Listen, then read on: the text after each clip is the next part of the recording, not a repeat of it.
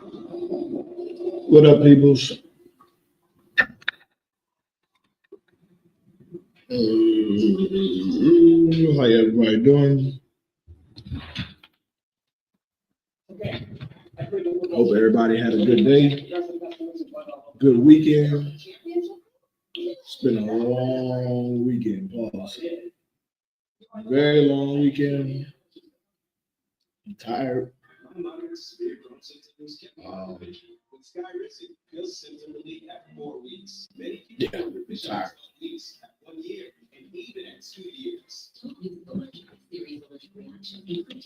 But yeah, hope everybody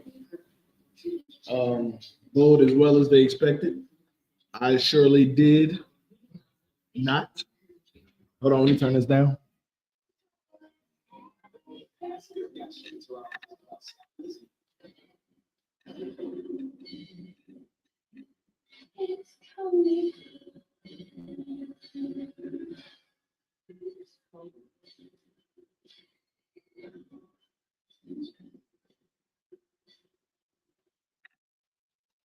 Turn that TV down.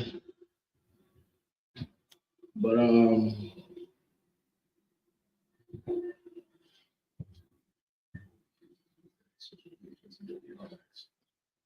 want to recap the tour stops.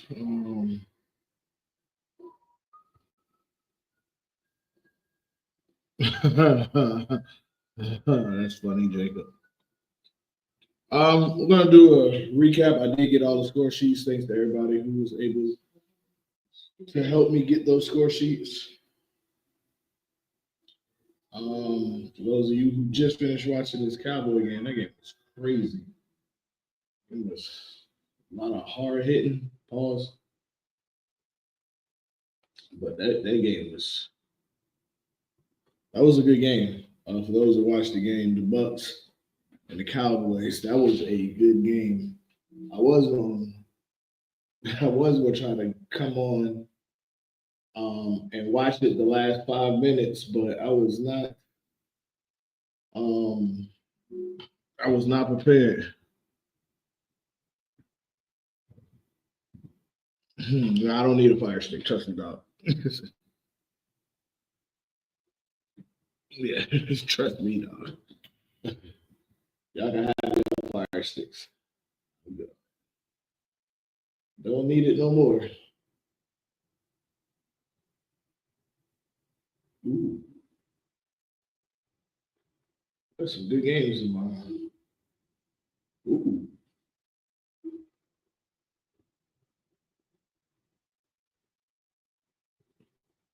Mm.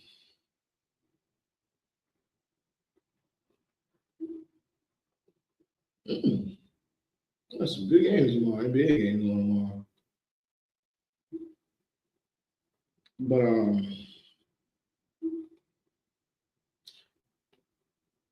what I want to address first. Oh man, first of all, so for those of you who bowl Sundays, I just got out of Austell League. Um,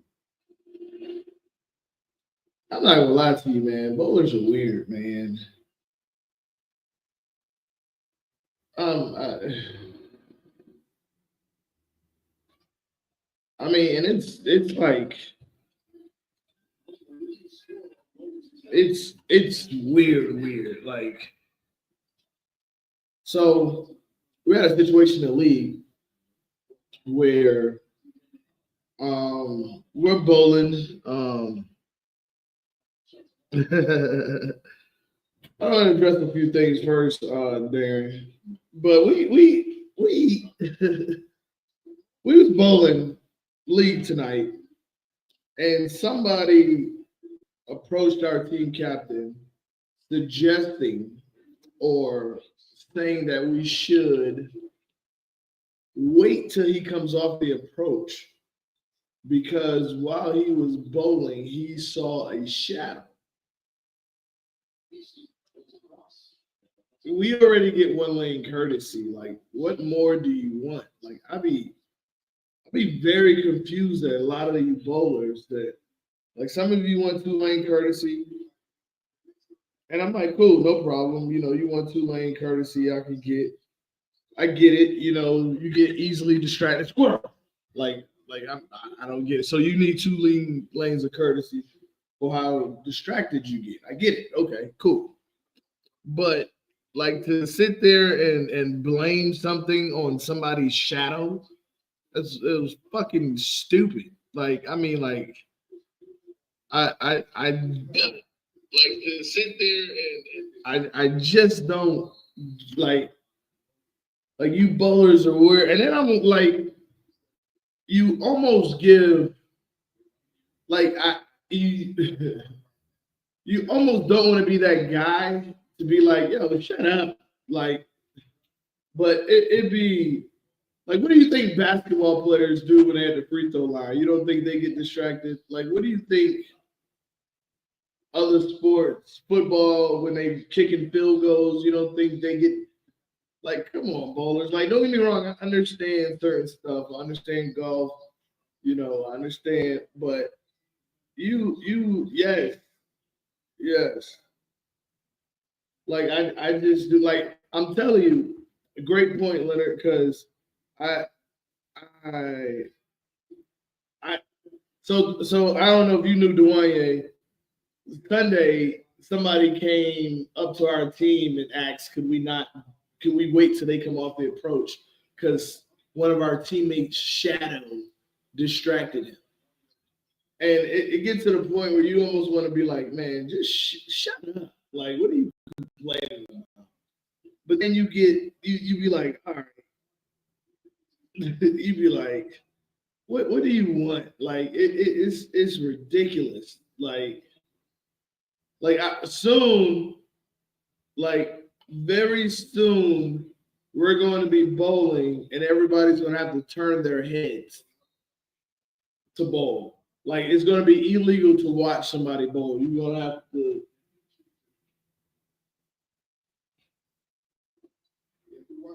what are we doing there? Like everybody has to come in the bowling alley one at a time. Like I just don't get it. Like it. No. This happened in league, not UBA. This happened in league. So, but I just I just don't get it. Like bowlers, like he's so fucking entitled, and it's ridiculous to the point where you can't even have fun no more because there's always somebody who thinks that bowling should be taking place in a library, and it just doesn't work that way. Like learn how to fight through adversities. Like don't get me wrong, I get certain things, can be a distraction and shouldn't be allowed, but it just it's just getting ridiculous. Because no one cares. Like let's be real. Like where there's no real money being won. There's no life changing situations that's happening. There's no one who's coming to recruit us to bigger and better pastures. Like I I don't know. That shit just bothered me. Like it definitely changed. It definitely changed the atmosphere of our team during league, or the enthusiasm also.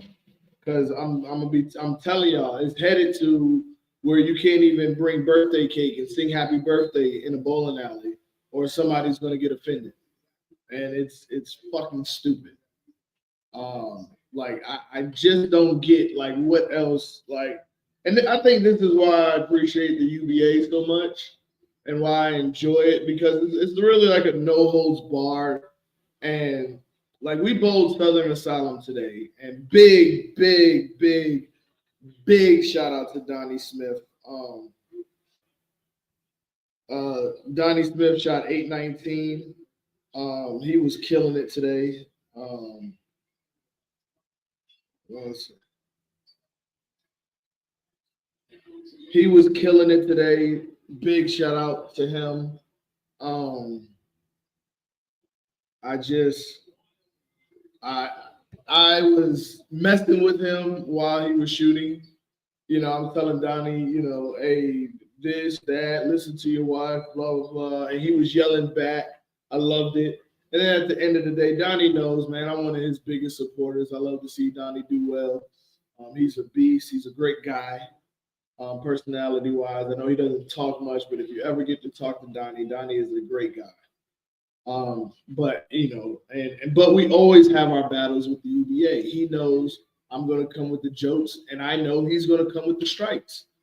And I think that's why I love the UBA, because everybody's feelings, your feelings don't matter. As long as no one's touching you, your feelings don't matter. Everything is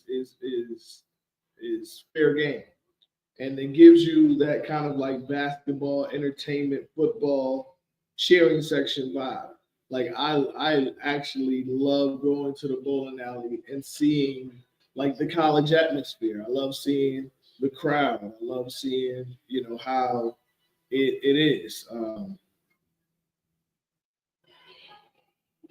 But it was just weird, weird situation. Before we get into the weekend, I need to address something. And first and foremost, I want to apologize for addressing or following up with this so late.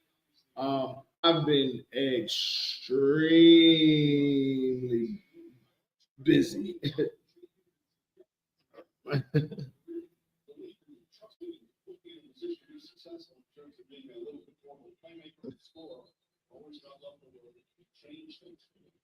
I don't know why you felt bad, but I just I needed to address this because it is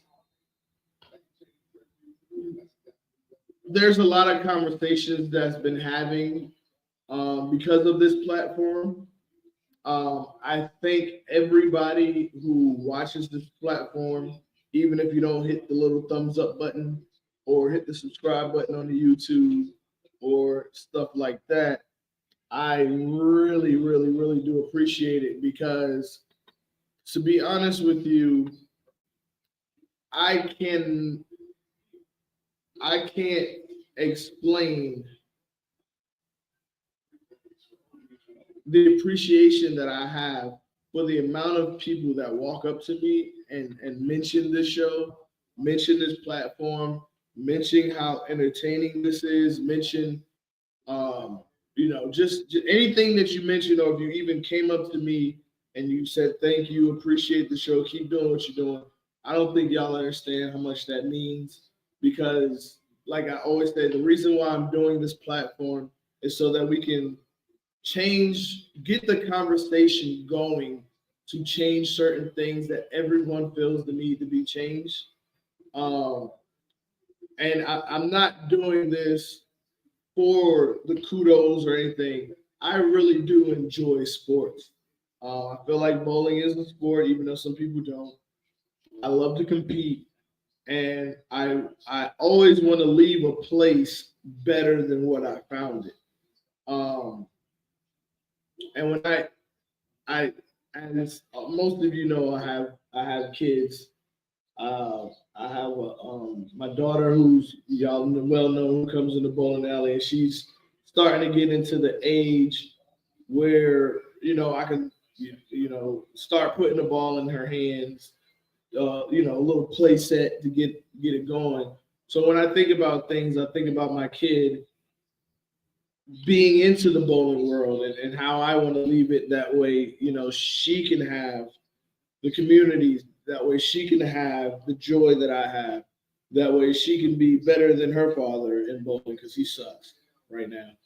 But I want her to not be afraid to speak up. When I say this, I know I don't mean this in a malicious way, but there is a lot of people that are afraid to speak up because they feel, you know, that their voice isn't heard. And I'm the type of person that believes if you say nothing, your voice isn't heard. You know, so even if you say something, whether it's a good, bad, or gets a conversation going of understanding, then we can, make this sport better and bigger than what it is.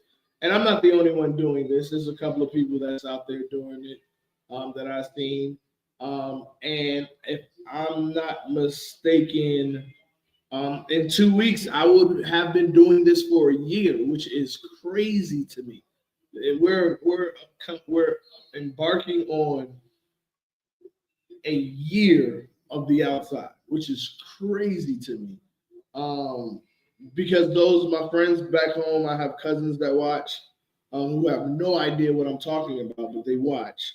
And they know I've been trying to start a sports podcast for a while. I actually started getting invited. You're going to start seeing me in this upcoming year on different people's platform. I encourage people to start their platform, man. I know, like I said, I've been doing this on this dusty ass computer for a whole year with this dusty ass camera for a year. Um, and I know y'all hear it, and I know it sounds cliche, but just start. Just start. And if you've been thinking about doing this, I've been in contact, and I've been with other people.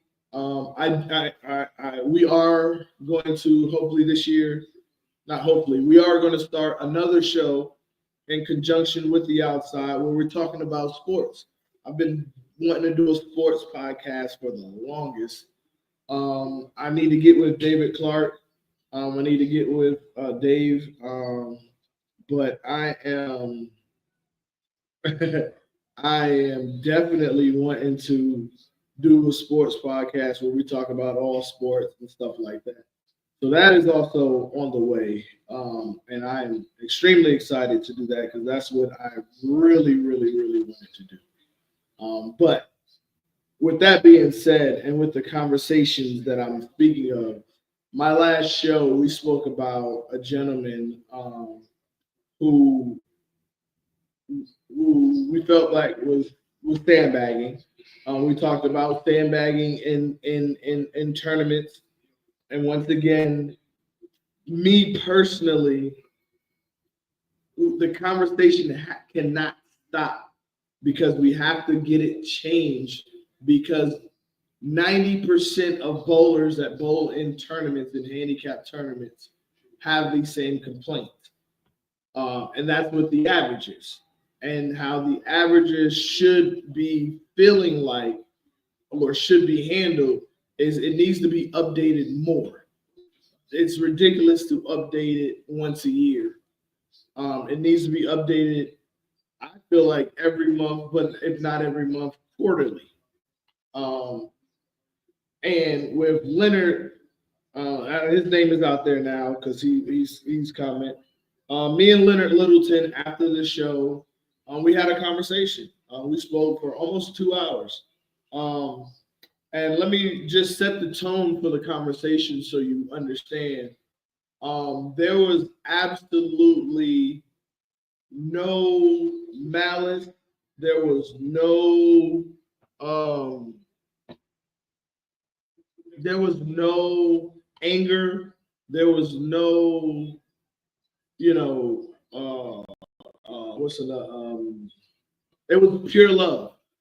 He was open. He was kind. He was polite, and so was I. And we just had a conversation about the sport and his situation. And for those of you who don't know, I'm gonna just do a quick recap. We bowled in an Alabama tournament, and his name was mentioned a lot in places I was going. I went out to dinner with a couple of the bowlers. That mac and cheese was still fucking amazing. Um, but we went out to dinner and they were talking about him. I was in a parking lot and they were talking about him. Um, I was after the tournament, they were talking about him. I got a phone call, they were talking about him. So I just got tired of it and I wanted to be clear. I was not the one who had a problem with him, who noticed him, or or called him out or had something to say. once I heard everyone's side of the story, I did side with the majority of the people because of, just like I said, these conversations need to happen so we can get these rules changed or make the rules better.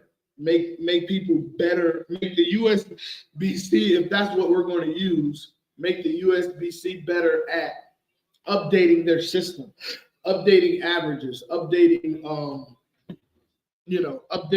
bowl.com a lot sooner than 1 year, once a quarter, once a month, something like that. We have to have these conversations, even if it's uncomfortable or you feel like it may be throwing somebody off under the bus. And I do get the cliche of that. So when we spoke, he understood where I was coming from because I was coming from, number one, I'm coming from a place, if you cannot say it to that person's face, you should not be saying it at all, personally.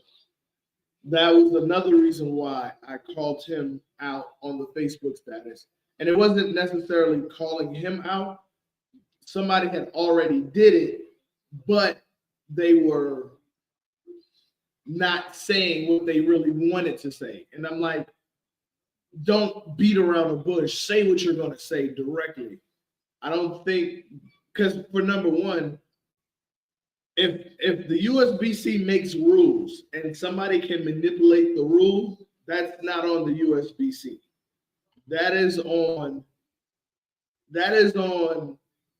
the rules. I'm sorry, that is not on the bowler. That is on the USBC. The USBC and bowling should not make rules that you can manipulate. And if you can manipulate them and get away with it, that's the fault of the sport, not the said bowler. But calling the situation out can help get that rule change. So that's where I was coming from. I was coming from, stop talking about this man behind his back. Let's have this conversation so we can start implementing some type of change. So we can start getting some understanding of how things are.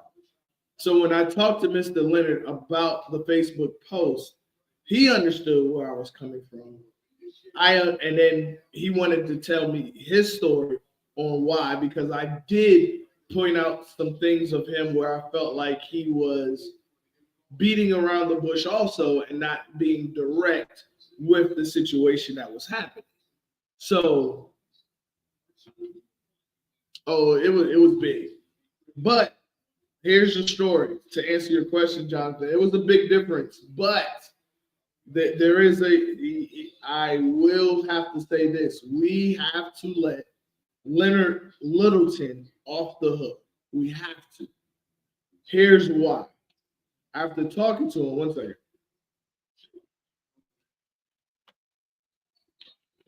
Excuse me. After talking to him, I found out that he is coming off of an injury. He shredded his bicep. So when he shredded his bicep, he is basically coming back, relearning how to use his arm again. Number two, he works 2 hours away from his house. Where he works, he's not going to drive 2 hours back home to bowl. So he chooses to bowl in Jasper. Anybody who bowls at Jasper, and I've talked to a few people who verify the story, anyone who bowled at Jasper, their average is like 20 pins lower. Apparently, that bowling alley is crap. And this is another problem that I have with the USBC. And that's because, for those of you who don't know, the USBC is supposed to be doing regularly checks on these bowling alleys. Now, I don't know if they do this or not, but they're supposed to check pin decks, gutters, lanes to make sure everything is not warped. Everything is pretty much up to the USBC standard of how it's supposed to be. Talk to a few people from out there. Apparently, this bowling alley is ass crap.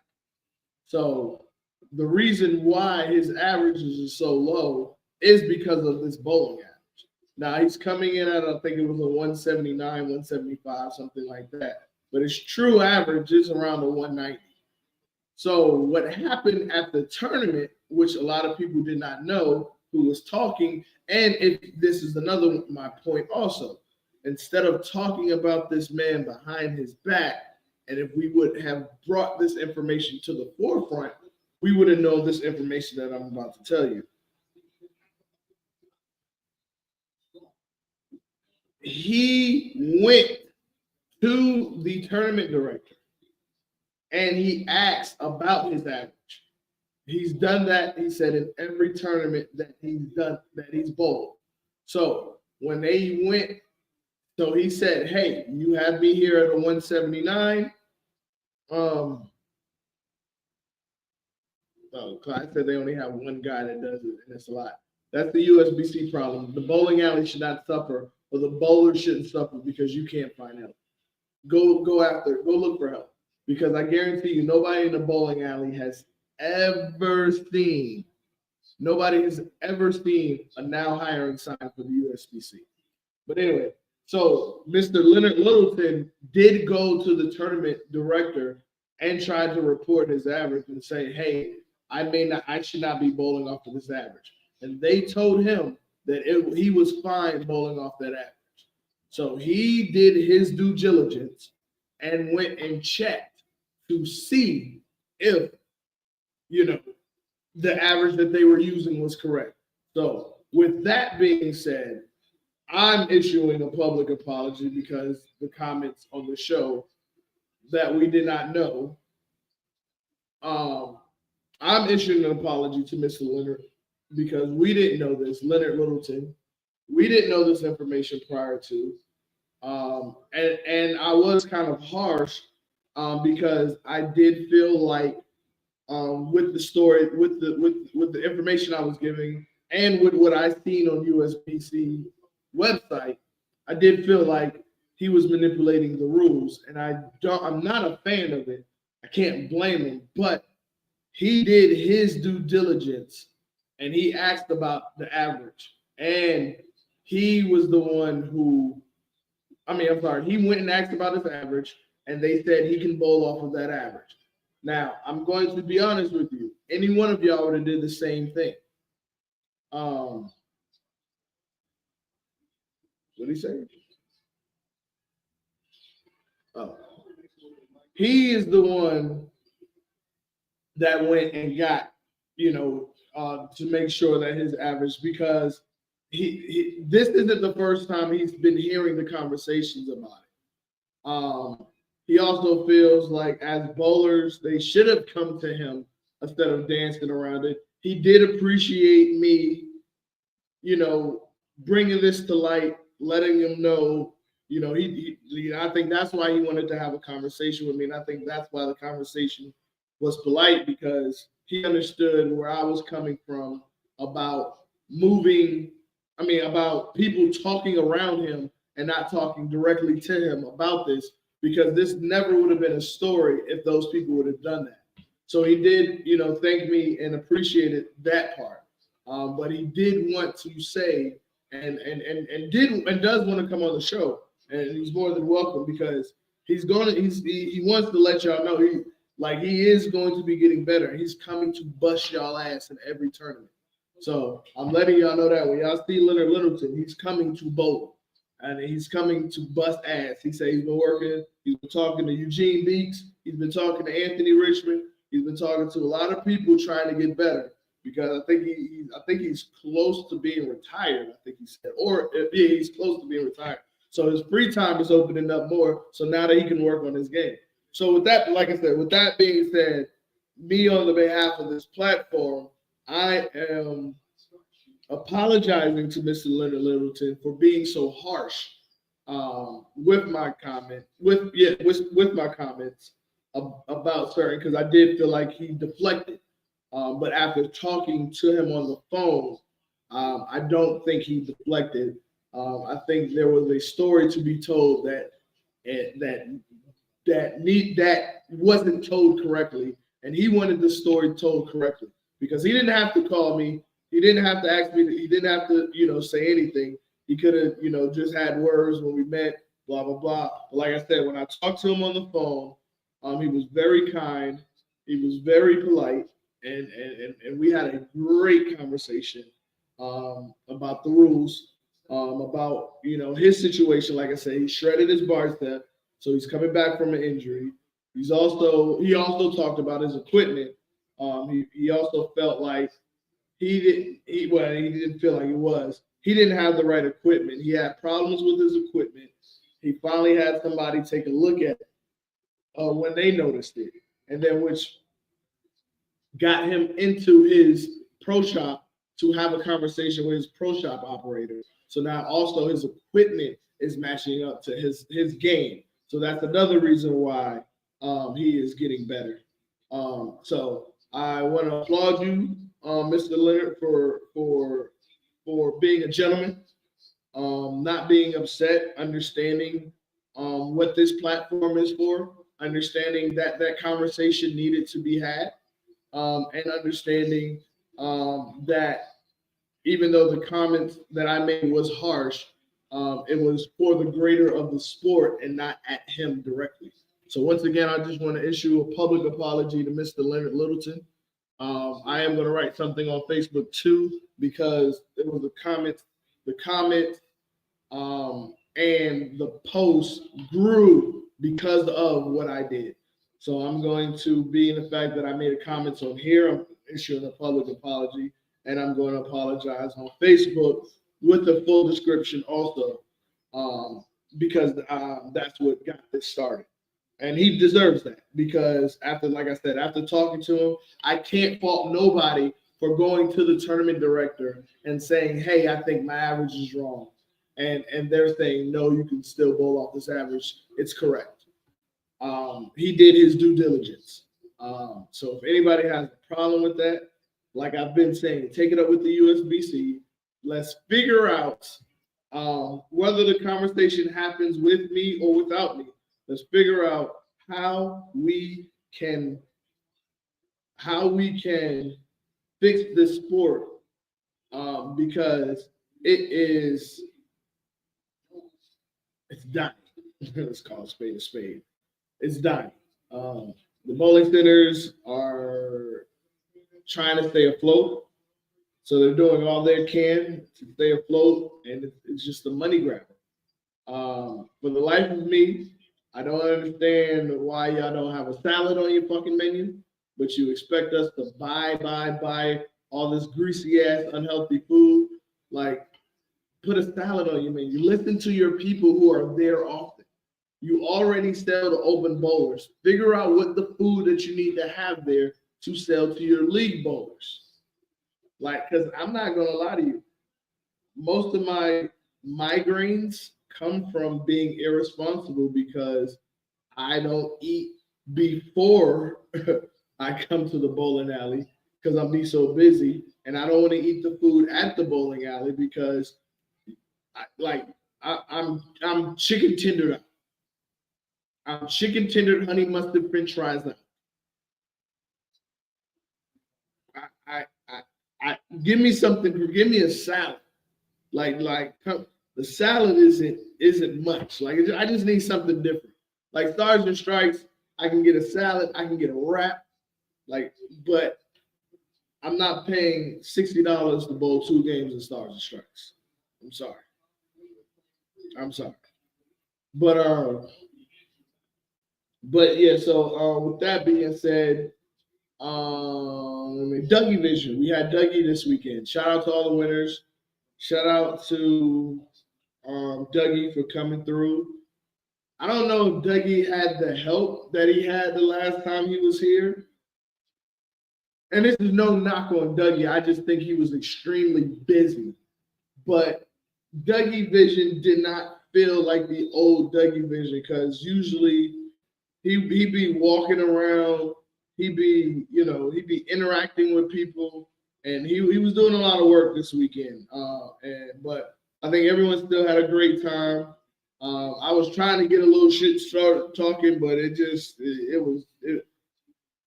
felt like a regular tournament. Like don't get me wrong. Like I said, everyone had a good time, but I think next time you come here, Dougie, let me know if you need help, if you need a bracket runner. The lovely lady who you had with you, was a great help. She was polite. But if you need more time to be Dougie, because that's what that's what we love you for, being Dougie. Like, let us know, man. I got some people that be willing to help, and me, I'll be willing to help. So you could, wear that hat. Like, we love you when you come down here. I know you can't make it down here often, but we appreciate the tournament. Everybody loves you. So I want to say great tournament, great turnout. Like I said, I had a ball. I had a ball just hanging out with everybody. Shout out to all the winners. But let's get to this goddamn tour stop. Let me. I got you, Darren. Let me start with. Let's start with DSL versus Southern Listings. Um,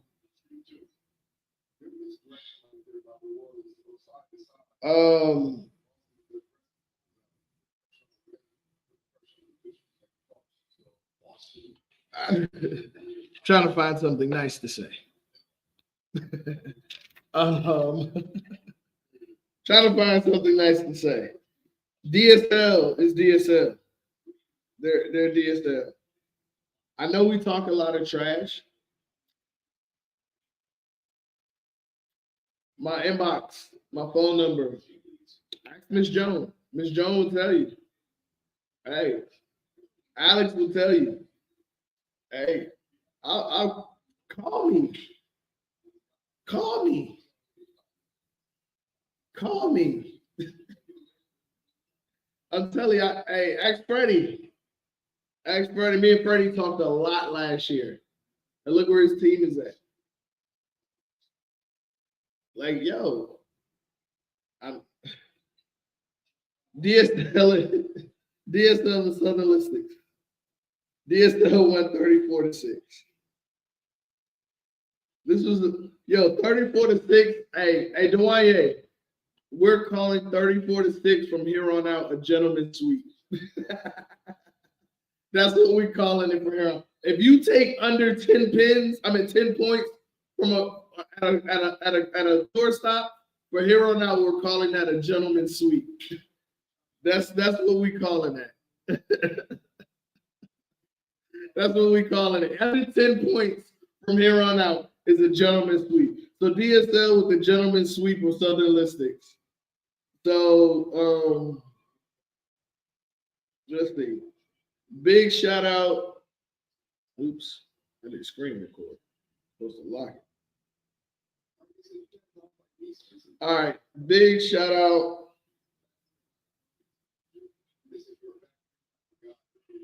Damn. Big shout out to Lawrence. Yo, let me say something about Lawrence, yo. Yo, Lawrence is, I'm trying to say, what they used to say in the back of, what they used to call them back in the day. Lawrence is your, damn, how they used to say it. Lawrence is like your construction worker. Like, matter of fact, perfect example. Lawrence is like a lighter. No matter who you put him in front of and you flick it, you're gonna get the same fire. I don't care if you put Lawrence in Houston. I don't care if you put Lawrence in New York. I don't care if you put him in Alabama. I don't care if you put him in Georgia. Lawrence is giving you 700. Lawrence, that's Lawrence new name. We're gonna call a group of people lighters. Because whoever you put them in front of, you're gonna get that same fire. It don't matter. It don't matter if you're on that team, you flick it, you're gonna get that same fire. We're gonna have a team full of lighters. Because this dude, every time I see him, it's a 700. It don't matter where it's at. It could be in the dungeon, it could be in a castle, it could be in a mansion. He gonna give you 700. like Lawrence is that, yo. He is the definition of like a construction worker. He gonna go there with his lunch pail. He gonna do his job and he out. And then when you see him, You know he gonna bowl 700. That joker, I think he won high series at Dougie with a 700, and big shout out to him at the tour stop with a 729. Big shout out to Christian Haywood with a 705. Them boys be doing some great work with the Just Bowl YouTube channel. If you haven't checked them out, if you're not subscribed to them, make sure you subscribe. They put out great content, great content. Excuse me, ball reviews. Man, make sure you go to their YouTube page, like and subscribe to both of them. They do. Christian does great work. Christian definitely knows what he's doing. He's came off Stell before and lined me up a couple of times. Man, they're both approachable. They're both funny as hell. I like hanging with those guys. Big shout out to them too. Big shout out to Jeremiah Hillard on Southern Listics with a 716. Big shout out to hey BJ. BJ is another one. He's a lighter. It don't matter. Yeah, you flick it, you're gonna get the same fire. BJ is another one. BJ, big shout out to 722. I think he shot 800 last week. I think if I'm not mistaken, BJ won the bracket challenge. Big shout out to BJ, man. BJ, man, he's another. He don't talk much. He speak, you know, say, hey, I think he got a group that he put together that they go on tournaments. Wonderful sister, Erica, love her to death. Great bowler. Also, me and Erica is wants the money. That's my buddy. But BJ is another one. I'm calling him. He wants another lighter. You flick it, you're gonna get that same fire every single time. Like the game travels well, and he's been beasting out there in Augusta lately. Every time I turn around, I think every week I turn, he is the honor score 300, 800. I think he shot 800 last week with a 300. Big shout out to you, BJ. What we got DSL with the gentleman sweep. There was another one. Let me go to this. Let's talk about bad intentions and striking results. Lord have mercy. Have mercy. Striking results. God damn, with somebody like, I don't even need y'all to beat striking results. I just need somebody not to give up fucking 30 points to them every fucking stop. Like, God damn. Like, shit. Like, every time I turn around, boy, somebody's giving up all them points to, like, it is just crazy the amount of points that they are able to hold and get. What the world? Man, okay. So, bad intentions and Southern Listings. Man, this thing is blurry.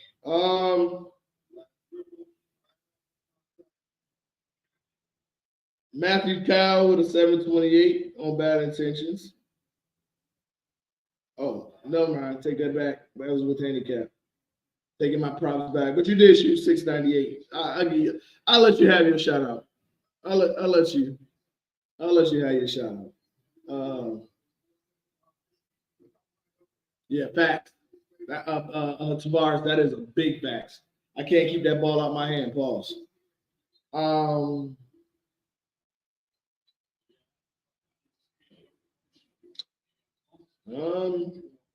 Yeah.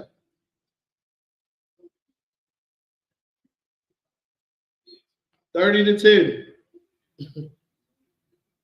Big shout out to the team owner, Daniel Cohen. He shot 718.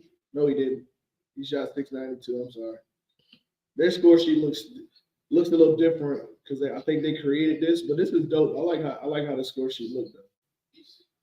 Big shout out to, if I mispronounce your name, this is blurry. I'm sorry. Big shout out to Dennis Carlin, 726. Big shout out to Isom, 749. Isom, another one, a lighter. Isom is the lighter. No, you flick it, you're gonna get that same fire. Big shout out to Isom. He's another one that's quiet, been doing this a long time. Don't really get the I'm not gonna say he don't get the credit, because I think he does. I mean, I don't want to say he doesn't get credit, but I don't hear his name enough. I hear his name from a lot of the OGs. I think he's another quiet person that doesn't like say much. He doesn't put himself out there, but he is another great bowler. And every time I look on a score sheet, I look on a standings. His name is top 3, top 5. So big shout out to you, Isom. Keep killing it. Keep doing what you're doing. Glad that you're bowling. I'm glad that like a lot of these names, Alvin Hunter, 725. A lot of these names, I'm happy to see them participating now. I'm happy that they're participating in the UBA so they can get their names out there even more. So I'm glad. Shout out to I can never pronounce your last name, but shout out to David Popopol. David Popopol. He shot 721 with the 300. So big shout out to you with the 300. And striking results wins fucking again, 30 to fucking 10. Not only did they win 30 to fucking 10, these jokers. Let me pull it. I want to be accurate. These jokers, if I'm not mistaken, won by over 500 pins. Trying to pull a.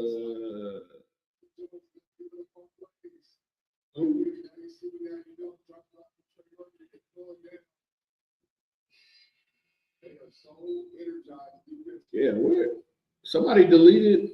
Oh, I don't know why she put it in here like this. All right. Well, yeah, striking results. Yeah, they won their match by 531 points. No, 528 points. They won by 528 pins. God damn. Not only did they win by 500 pins, they shot 65-64. The next closest is 61-38. 61-83, I'm sorry. And that's the next closest in the whole torso. They shot 65-64, and the next closest was 61-83. Full throttle. God damn. Somebody, please.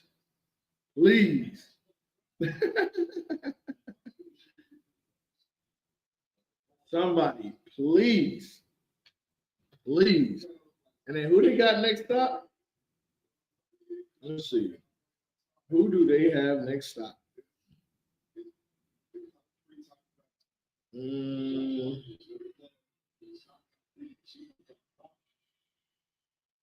So the next stop at Conyers, they have January 19th is that stop.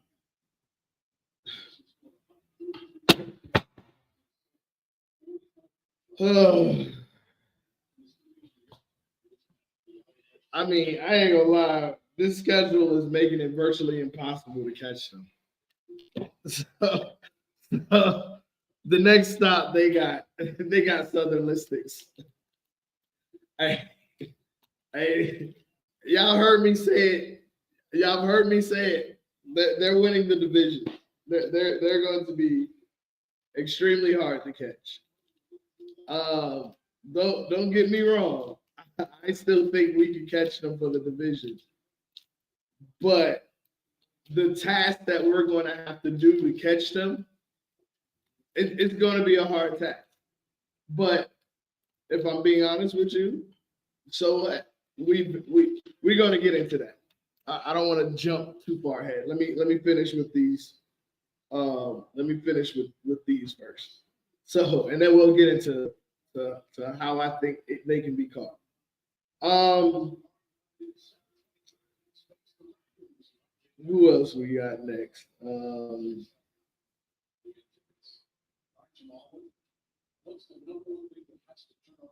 The ones in top shelf.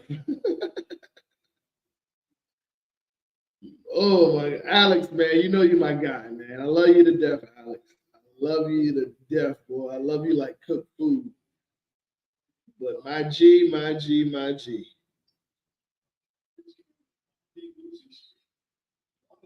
Hold on, I gotta find your score sheet. I know you sent it to me.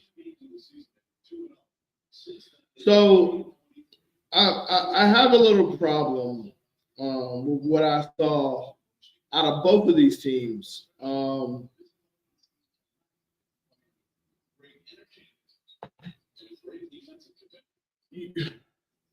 Top shelf. You have to when you're in the situation that you're in, second year. Don't get me wrong, we went through the same thing. Second year, you're on top of the division. You're top two, top three, and you're at your home house. You were in first. You and striking results were going back and forth. Then y'all had a head-to-head matchup. You lost. You was able to maintain second. You had the position round. Fought hard. Fought valiantly. You fell to them in the position round, and you were able to maintain second place.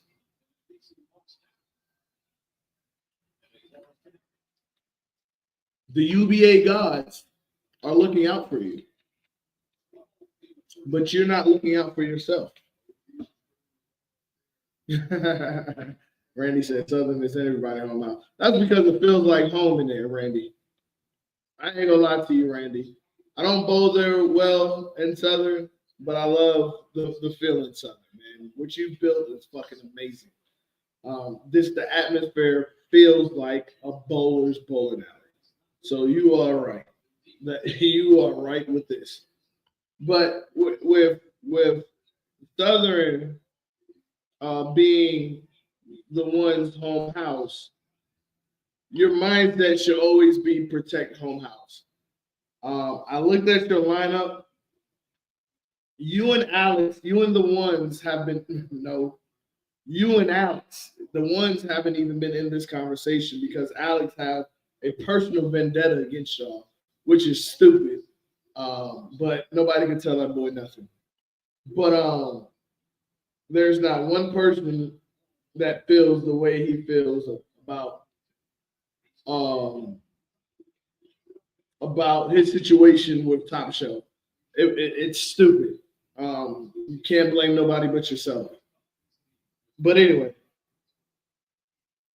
Top Shelf, you have to you have when you're in this position, you gotta kill. Like your mindset has to be kill to make the play. Kill, kill, kill, kill, kill. I joke around a lot. I talk a lot of shit about my team for my team. But y'all know I'm doing this to prepare y'all for what you're going to see in North Carolina. But you have to understand, in order to get to North Carolina, you have to get through our tough division. We have a very strong division. Everybody has a good team. You just have to figure out how to put the good team in places.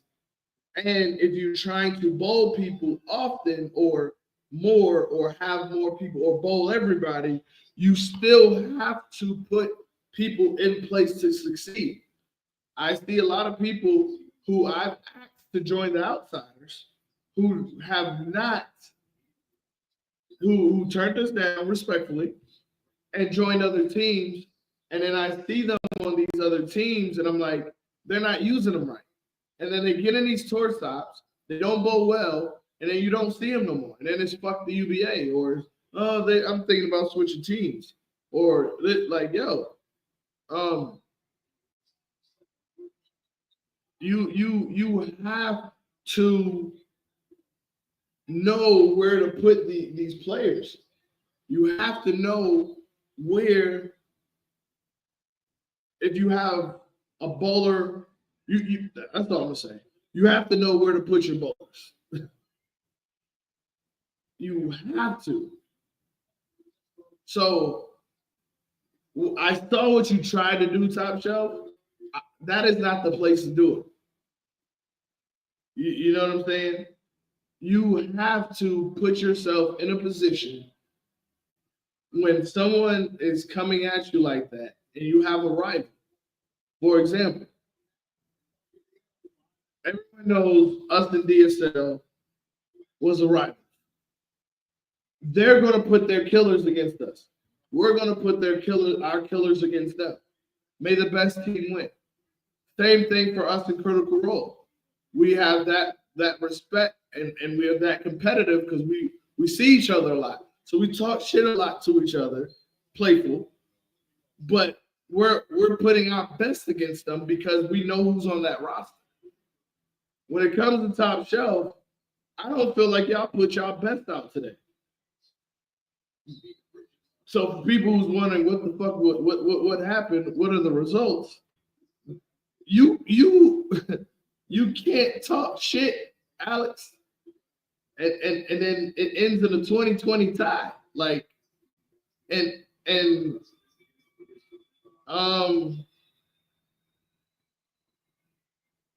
I'm looking for the standings. Anybody have the standings from?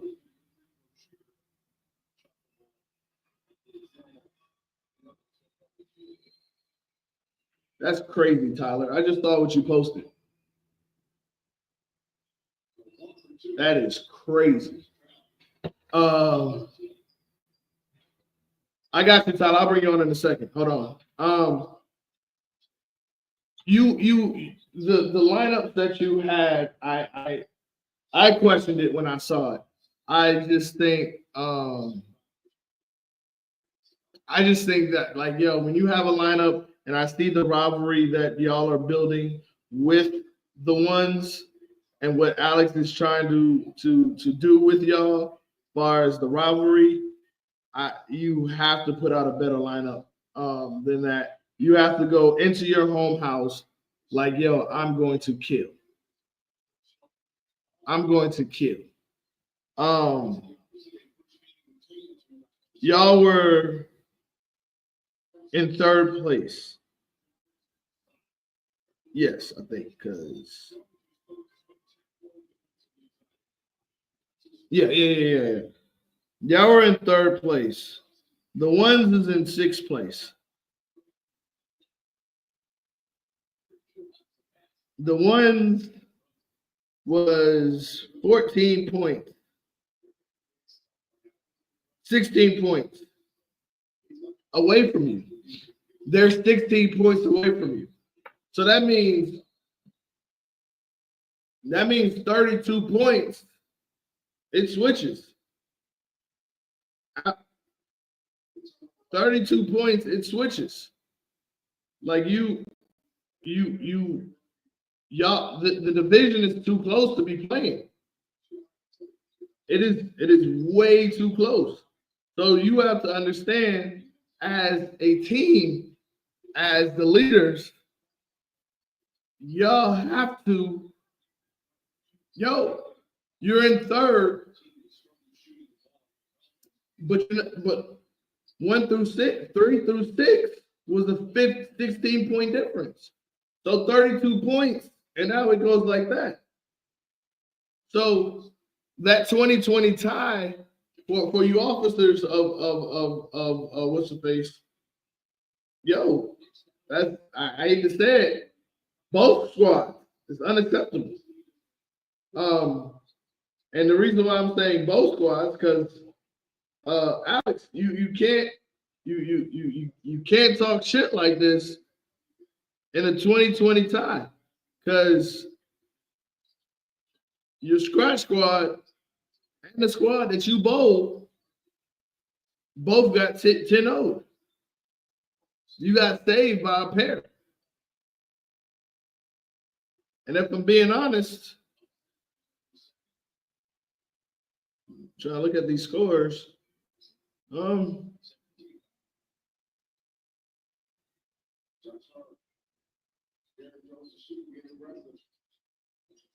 yo, when y'all do these scores, please fill out everything. I'm sitting here doing math.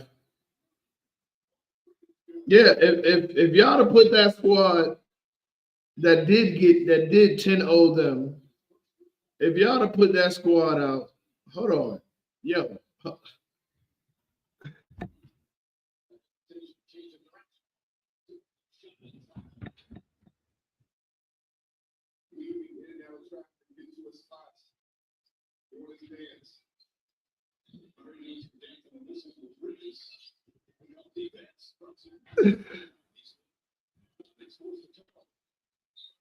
So I know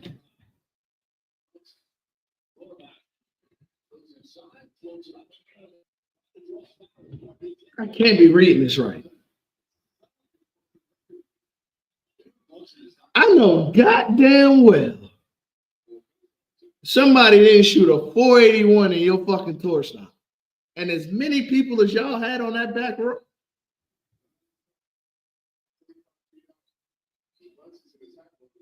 Y'all was in second. Y'all in.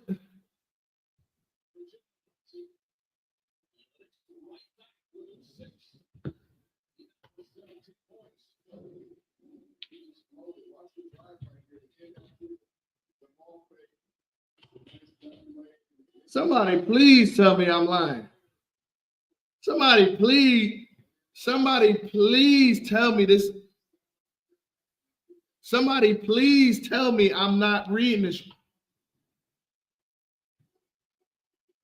You made me forget my whole thought process when I just saw this. There is no way in hell in game one a 216 average shoots 142. And then you lose that by close to 200 pins and he stays in. And you had that many people on the carpet.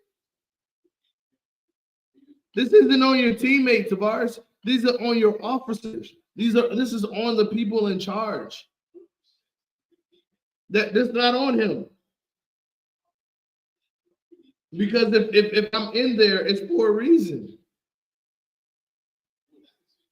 Not only that, there's no way in hell when you being in third place. Now, if you in last, if you in you first year, y'all experience. This is your second year. You can't be making this mistakes. This will cost you. You can't make this mistake. And I see who it is. I love him to death. But you can't. It's nothing personal. There's a 481 is crazy at a tour stop with a 216 average in your home house. It's just not your fucking day. Merry Christmas, Happy New Year. Let's try again in 2025. There's no way. No.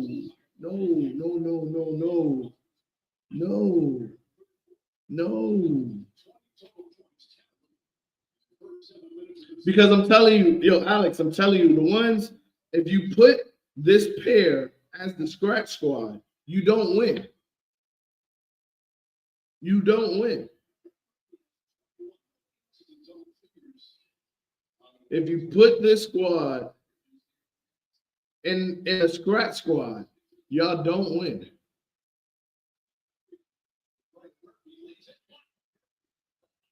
You don't win.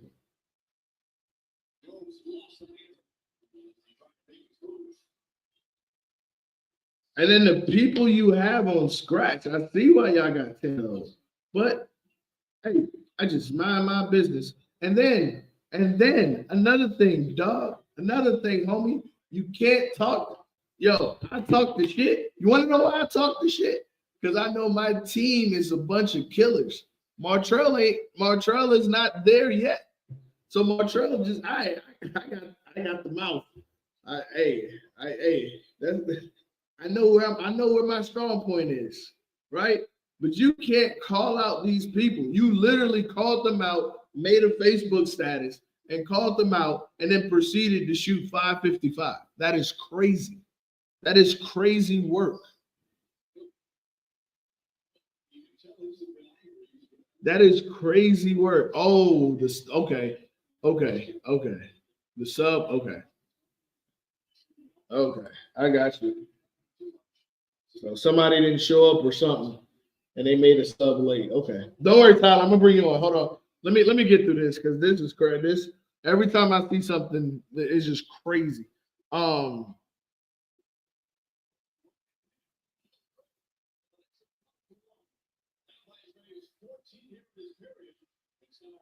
yeah, that's crazy work. A 555 after talking shit is crazy work. Shout out to Jerome. I'm gonna shout out that whole yeah that handicap two pair won it for you. Yeah, shout out to Exit. He shot 701. Shout out to Jordan Spencer. He was in there fighting.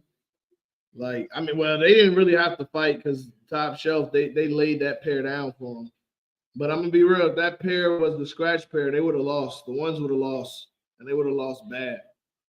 But there's no way I'm talking heavy shit to top shelf and then proceeding to shoot 555. There's no way. Like this is nasty work. A 2020 tie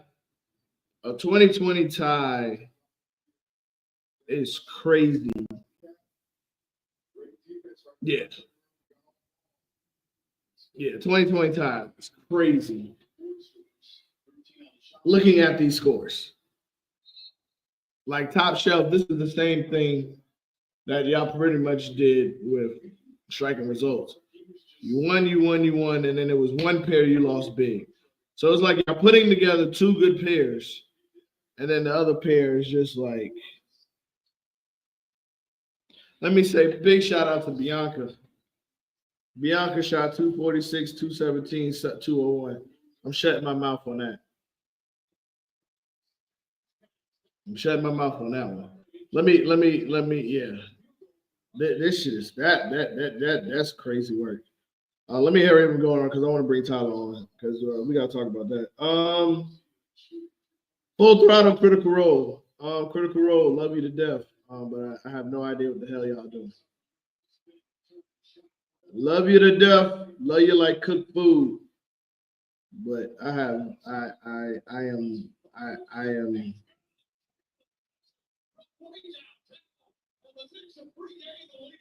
I'm looking for your score sheet. I know I just had it. A couple people just sent it to me. What the hell?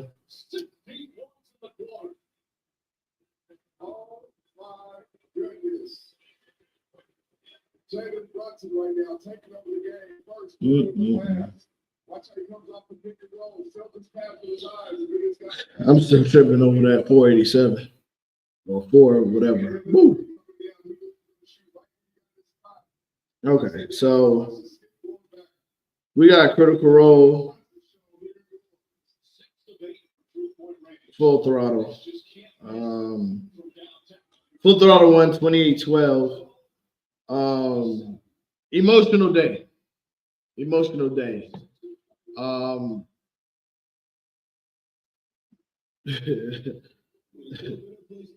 I'm not gonna lie, I came to the tour stop a little late. When I came to the tour stop, everybody had on orange bandanas. I didn't know what it was. Cause when I came in straight to my lane because I was running behind. We had 15 minutes before the start. Y'all know me. I like to huddle up my team um, and get my team, that little Vince Lombardi speech before we start. I know a lot of people like to come in there and interrupt it. Y'all can try. I'm gonna say what I gotta say regardless. But when I came in, I didn't know what was going on, and I came in and I went straight to my pair, and everybody on Southern Asylum had on yellow or orange bandanas. And I'm just like, what is this, Beat Street? Like, what is this?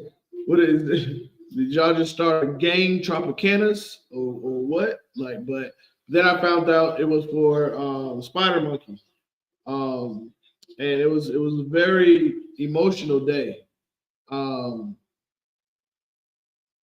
it was a very emotional day, understandably for them.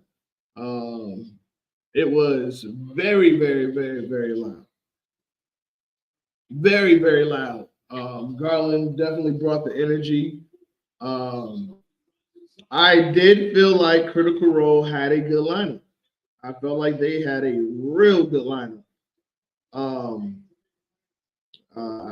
every time I looked up, they were striking, but every time I looked over to that pair, Critical Role was striking, but my ears just kept hearing Full Throttle, even over us. My ears just kept hearing Full Throttle. That's all I heard all day was Full Throttle, cheering, screaming, Garland. All I heard all day. I'm cheering on my team. My team was in a dogfight. We'll get to that, but that's all I heard. Every time I looked, I saw Critical Role striking, but I just kept hearing and hearing and hearing Full Throttle, Full Throttle. That was one of those matches. I didn't need the score sheet to know who won. Um, um, Big shout out to Shane Brady, shot 701. Big shout out to Thomas Bellinger. He shot 747. I like Tom. One thing about Tom is going to strike and make jokes, he's going to make jokes whether he's bowling bad or he's not. Tom is going to be Tom. I like Tom. Tom is a good guy. Um, Shout out to Todd Tillery. He shot 736. That's his house. Um, for Critical Role. Everybody else was pretty much average. Looking at these scores, it was a 50-point game, 50 pin difference. Scratch won by Scratch won by 30. Um, Handicap twos about 100. Yeah, I mean it was fairly close, but I think Full Throttle had that energy. Um, they came in there with a mindset. Sometimes when you come in motivated, when you come in with that type of energy, it is hard to beat. So I'm gonna let Critical Roll off the hook for this one. Um, like I said, it was a very emotional day for Full Throttle, as understood. Rest in peace, Spider Monkey. Um, he was a good guy, man. He was one of the first ones when I was going to Southern Lanes a lot, pop bowling with him and Lewis. Always laughing, always had a smile on his face. There was even before Lewis joined Top Shelf last year, and before he joined um, Southern Asylum, there was me, Lewis, and him had a conversation about them joining the Outsiders. And from what me and Daryl understood was they was going to come over to the Outsiders, Lewis and Spider Monkey. And I wish I got a chance to know him better, but every time I was around him, great spirits, great guy, always laughing. Um, I remember when he broke the news to me. We were just having a conversation, and when he broke the news, it wasn't like we were talking and his mood changed. It was like a normal conversation that me and him have, and it was like, oh, and by the way, just to let you know, and it kind of stunned me. I was yeah. Yeah, my flabber was gasted. So it was tough, man. That's always a tough situation to lose somebody. I know what that's like. A lot of people know. There's people on our roster about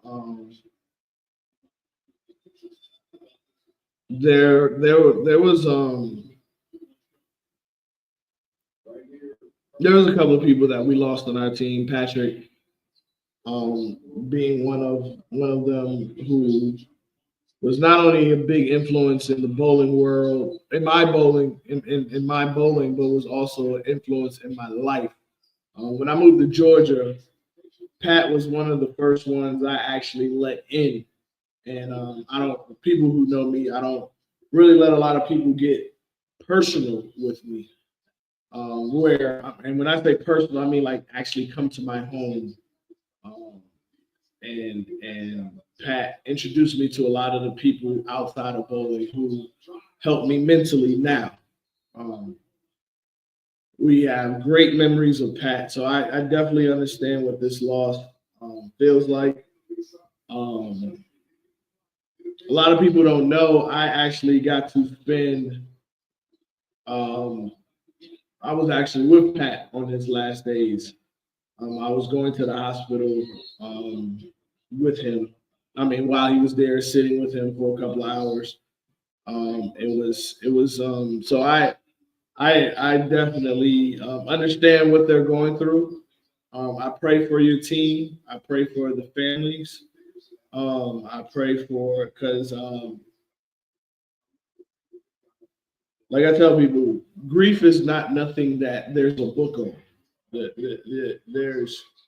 There's no book on how to deal with that. Um, I get moments where I cry for people who I lost, and you just don't know what triggers you. Um, I remember one time I was watching a basketball game, and Pat was from DC, and something about DC came on the screen, and I just thought about Pat and broke down. So I get it. Me and Miss Joan, we and a lot of people was hugging. So we definitely, praying for you and your families. I wish I can tell you that it gets easier, but like I told Miss Joan, because Miss Joan, me and Miss Joan, and I saw her and Michaela and her and a lot of people, and even after the bowling alley, I know a lot of the team was consoling each other, and that's what you have to do in those situations. You have to understand it. You have to know you're not in this alone. It's not just you. Other people love him too. So when you go to me, when you go to Garland, when you go to Sarah, they're feeling the same way. So it's okay. You know what I'm saying? We all are going to miss them. We're all love them. It's okay to have those moments. Don't cry in private. Don't hold it in. Let it out. Um, because holding it in only does it damage. You know, I look at it as every tear that you shed is you saying how much you love that person. And there's no problem. There's never a problem, having to take a moment or having to talk about it or having to make a phone call to me, to anybody, to say, hey man, I'm just thinking about a loved one and I just needed someone to talk to. And I think I don't know. Well, I do know. I understand why a kind of a macho, oh, don't cry kind of started, but it's not healthy. And you have to get that stuff out. Um, so it's not easy. I will tell you this, and I think a lot of people can relate. December, um, mm, December, I try to be very busy. Next week, we're going to Greensboro for the tournament, and I'm hoping it's a great distraction. I lost my grandmother December 29th. Um, It's tough. Um, I think that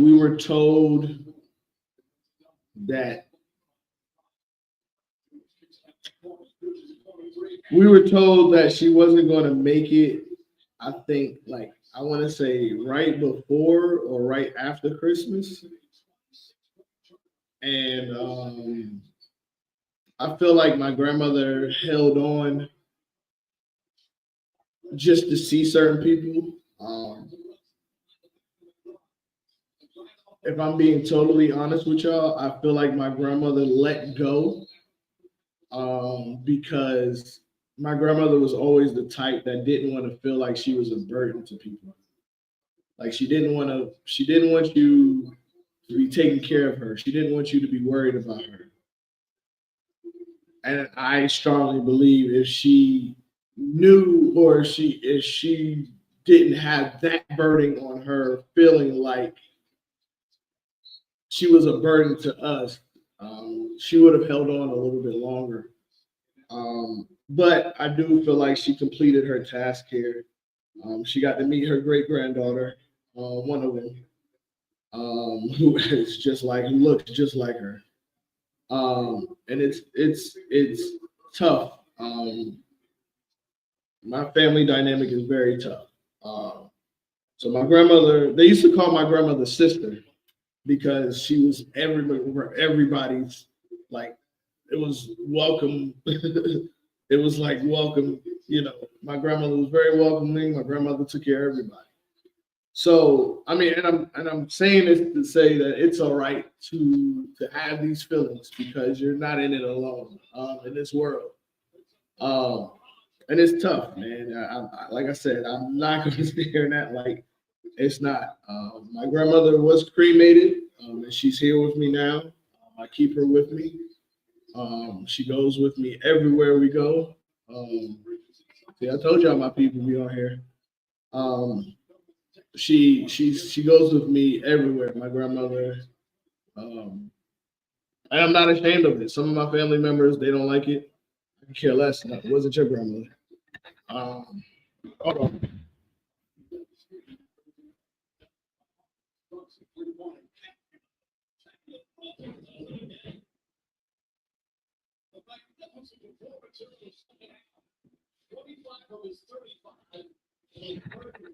So this is my grandmother. She could cook, so she's always in the kitchen. So that's where I keep her because she. Everybody knows she could cook. So this is yeah. I get it. So it's I understand, man. December is very tough. I try to stay busy. Um, it's tough. It's tough. So I understand. But let me get back. I'm sorry because I know we we went we went somewhere for a second. But yeah, shout out to Full Throttle. Big win. Um, we mm. So we got the last top, the Outsiders and Southern Asylum. Um, the Outsiders won 22-18. Let me say this about us. Um,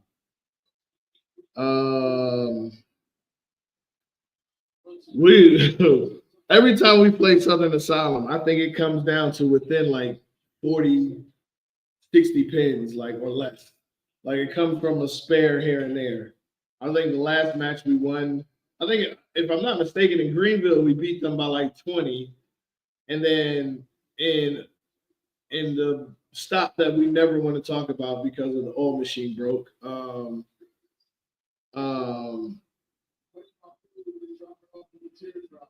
I think they beat us by 20, and it came down to that third game because they ended up coming back to beat us. So we always have a tough match with Southern Asylum.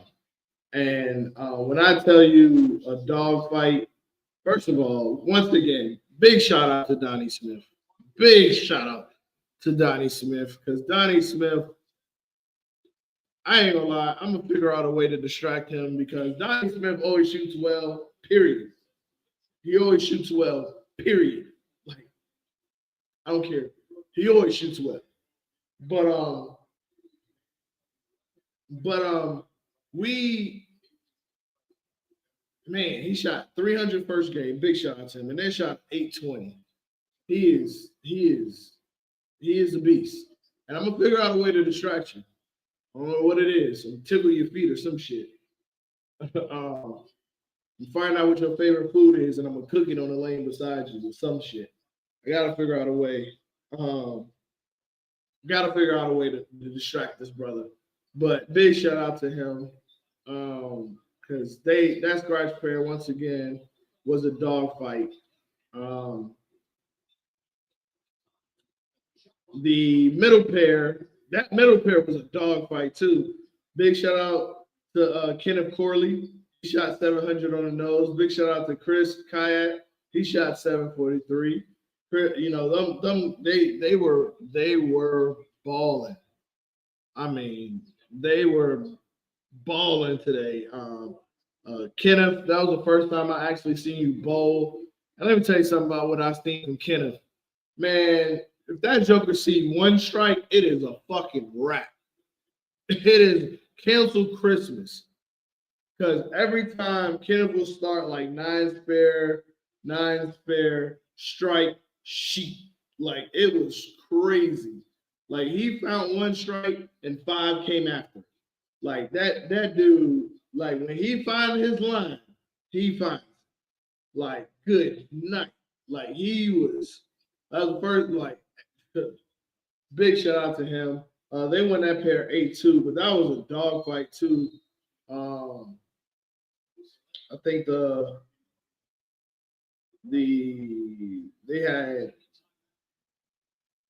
they had one game decided by 9 pins, another game decided by 40 pins. Big shout out. Big shout out to Jessica. Big shout out to them. That middle pair, the end pair, is what really won it for us. We had a game. I think that second game, yeah, we won that second game by 100 pins.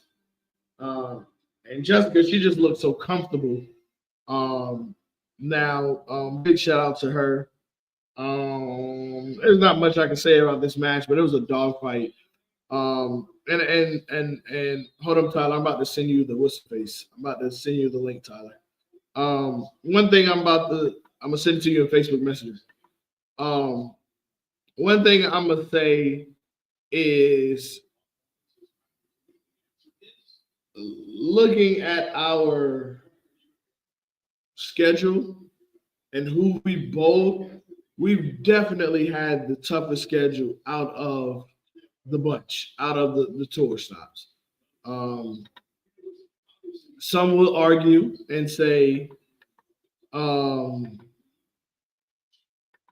Top Shelf had the easier schedule. Some would say Striking Results has had an easier schedule. I can definitely tell you, I don't think it's a question on who's had the toughest schedule. I think that is hands down gone to us. And to go 4-1 with our schedule, why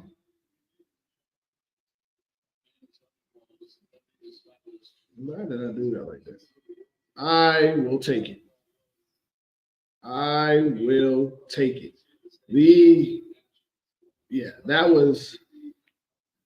That was man. Hold on, I'm about to go through it. So, all right, Tyler, I just sent you the link. So, looking at our schedule,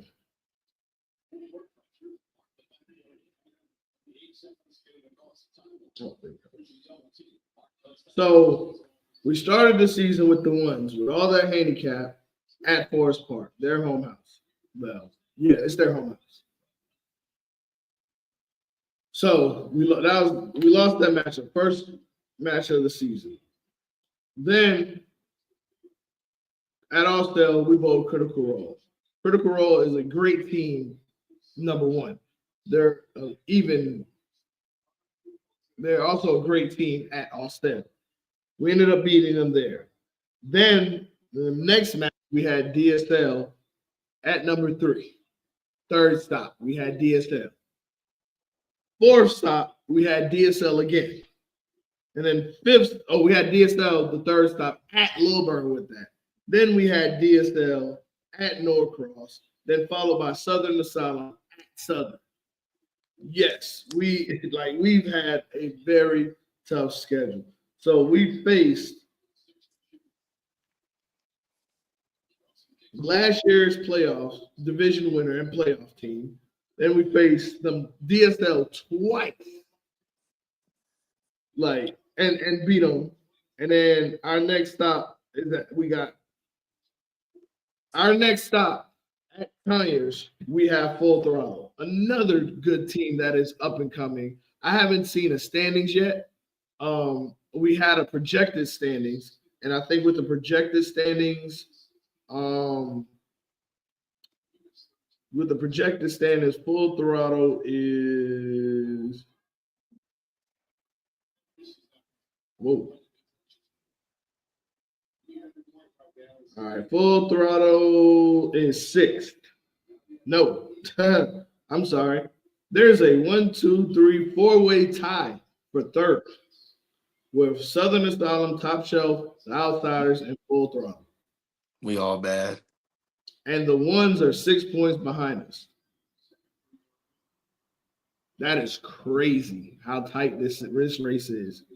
But once again, we have a top three team that we're going to be facing in our home house finally. And this match will be the Outsiders versus Full Throttle. And Pioneers will be a 9-on-9 female versus female match. So that is, I don't know. I know a lot of people, heard about it. Not my idea this time. Not my idea. It was presented to me. I took it to my team. My team want to try to put it together, and I like it. I want to come out there, support the ladies. I think the ladies deserve their chance to shine. So I do know the Outsiders versus Full Throttle, 9-on-9 female match. I'm excited for that. So, but that is the recap. And we're going to continue on with the recap because I want to talk about Top Shelf versus the ones. And I got Mr. Tyler Barty. And Tyler, I'm glad you're on because you get to also speak from experience from being up north. I just dropped my phone. First, let me ask you about that, man. Can you talk on your experience and what you see the differences from up north and down here? We all know, the UBA is still fairly new down here in the South. But can you speak on the difference that you see? I mean, that's basically what it is. I mean, everybody's getting around, getting to the culture. Seeing everybody going out to South Unholy, getting that experience going in. I don't know how many people out here went out to Mega Bowl, which is, still 6-7 hours. I mean, it's 7 hours. Still Virginia. It's still, it ain't close, but it ain't horrible. Yeah. But that's kind of like the in between to the Southerns to versus up north when we do Battle Bowl. Basically, it's the offset. But the energy's there. That was the energy that we all had up north. You get a few teams that are still there. You got a few teams that are quiet. Like most people know, I talk a lot of trash, but I'm not loud with it. You got teams that are loud. You got teams that aren't. Like you said, G gets it in all day, every day. So great energy guy all day. So at the end of the day, that's the thing. Like honestly, you miss that. You like being around people like that because otherwise, you bowling Federation. You ain't bowling UVA. We don't even have. I know they're trying to get Federation out here. Yeah, the problem is, I never liked the lineup set up for Federation. I had people ask me to bowl before.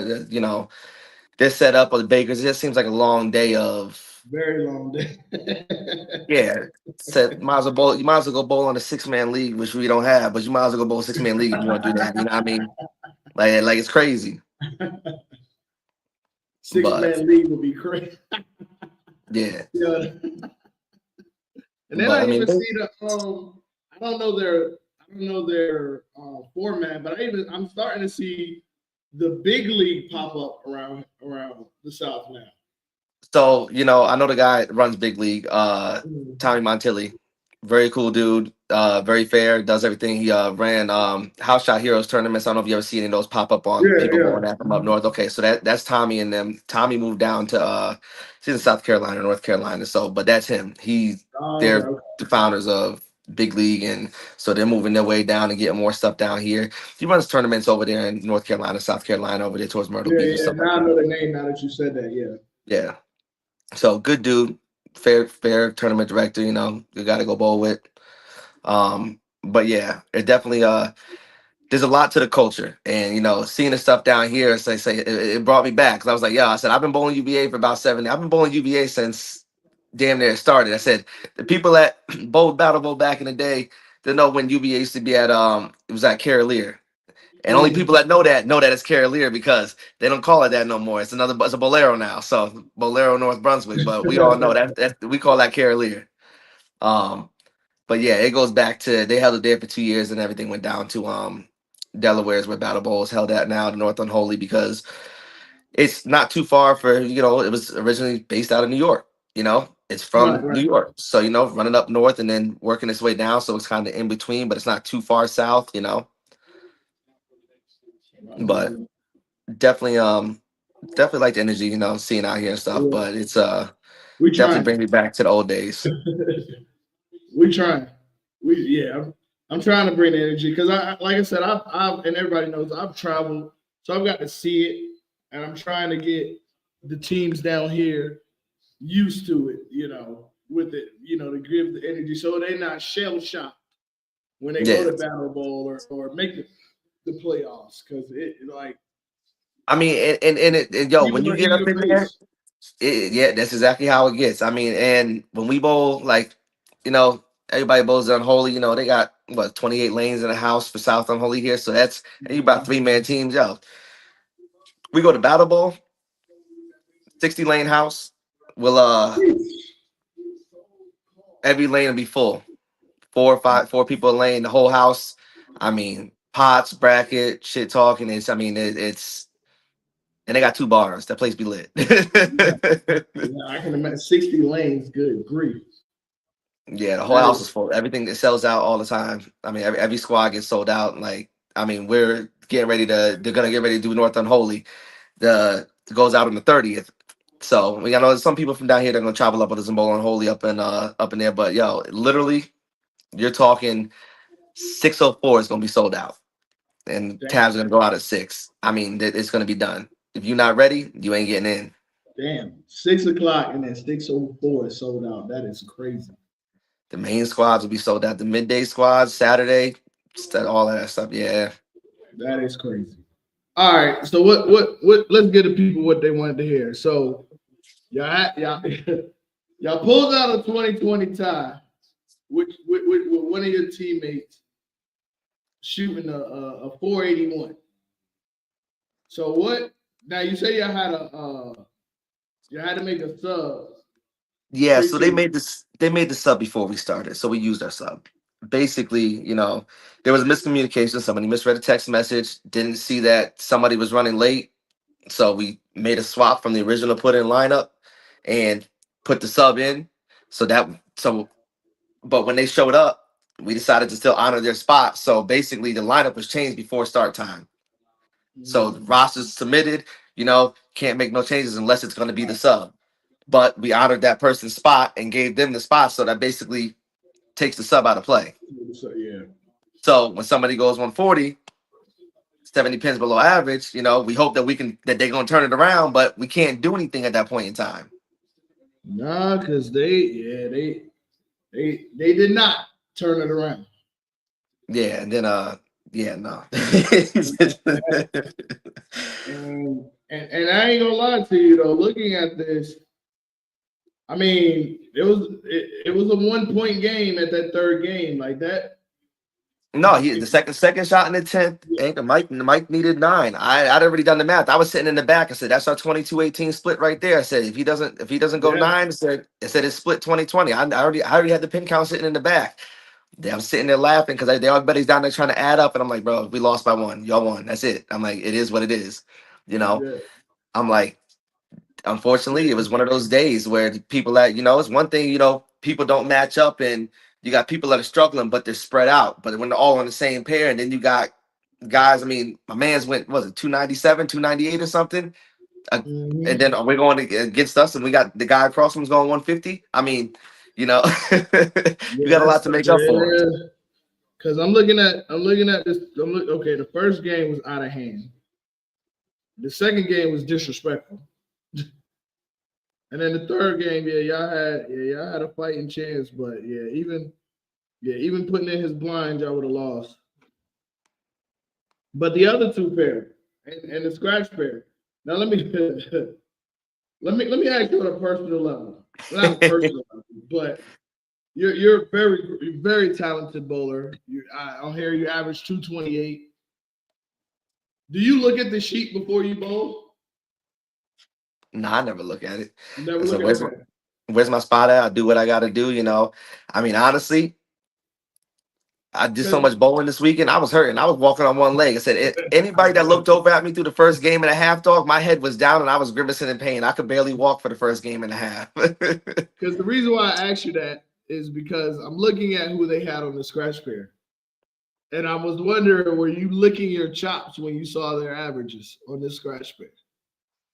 Oh, I never saw it. At the end of the day, I say one thing. I bowled against PBA bowlers, have titles, and I've beat them heads up in matches. And so it doesn't matter. At the end of the day, it's any given day when you're out there on the lane. So it doesn't matter. You got somebody like, and a lot of people take that, for granted. It's like, yo, I say, it does not matter. It doesn't matter who you are. Yeah. Any given day. Bowl bad. Let me say that. Let me put that out there. Their scratch squad did not bowl bad. Oh, yeah, no. I mean, at the end of the day, I was like, look, I said, there was a lot of pins left out there. I said, I was saving myself. I know some people saw it because some of it was live. I missed a head pin twice in the same frame. I mean, yo. I can't say shit. I gutted yesterday. Yes, I mean, at the end of the day, it's any given day, man. I said, I've been at a tournament, shot 180 the first game in a 5-game set, and like, as a 235 average scoring pace, I said, I'm done. And then I averaged 269 for the back 4 and ended up leading the squad at plus 320 over or something. So, I mean, it's any given day. Once you lock in, anybody can lock in at any point in time. The scores weren't that high. I mean, overall, but even, Christian on their scratch pair, I mean, he was throwing the ball. And I'm sitting there, I was like, I was very highly impressed by him throwing the ball. I was like, yo, I was like, Dole ASIM and that Summit is just this. You don't really see it, it's going to burn up or it's going to start getting squirrely and jumping. And he picked up the speed, made a couple board adjustment, and he was able to lock back in and just still get it there. I mean, it's a carry contest 9 times out of 10, and half of these houses be bowling anyways. Yes. And then I'm looking at, even like you said, overall, even on all pairs, scores wasn't that high. No. Not at all. Was it critical? Who was it critical? Somebody shot 6,500 as a team. I saw that. That was striking results. Yeah, striking results. But then still lose 10 points. Right. Hey, that's a good point. And not only that, they shot 6,500. The next closest team was 6,180 something. Exactly. That's crazy. Like that's a big. So and then they were on the far end of. And that's what I try to tell people. Well, that factors into it. Could be the matchup on any given day. Like I said, it could be who you're bowling. Could be the set of lanes you're on. It could be who's bowling. It could be anything. Like I said, me being up north, we done that where we actually ended up losing. We won total. We ended up losing like the splits and the matches or whatever. And it was crazy because when you ran and looked at our total pin count, we beat the whole bowling alley. Yeah. But had nothing to show for it because of how the matchups played. Yeah, because I'm looking at his matchups. Well, I'm definitely looking at his because I'm not gonna lie. If he moves some of these people around. Oh, it can make a difference, but the biggest problem with that is you never know what's going to happen on any given day. Like, Oh, have you seen his sheet? I mean, because I'm looking at these averages and I'm looking at where they're placed. Yeah, he so moves. He it'll be it'll be the same thing that I say about my team. I mean, granted, Alex is he's the head guy. I'm just a bowler. I can have my input, say how I feel, like, okay, this is who I think should have bowled in this tour stop, but that's not my job. My job is to lace them up, go out there and throw the ball.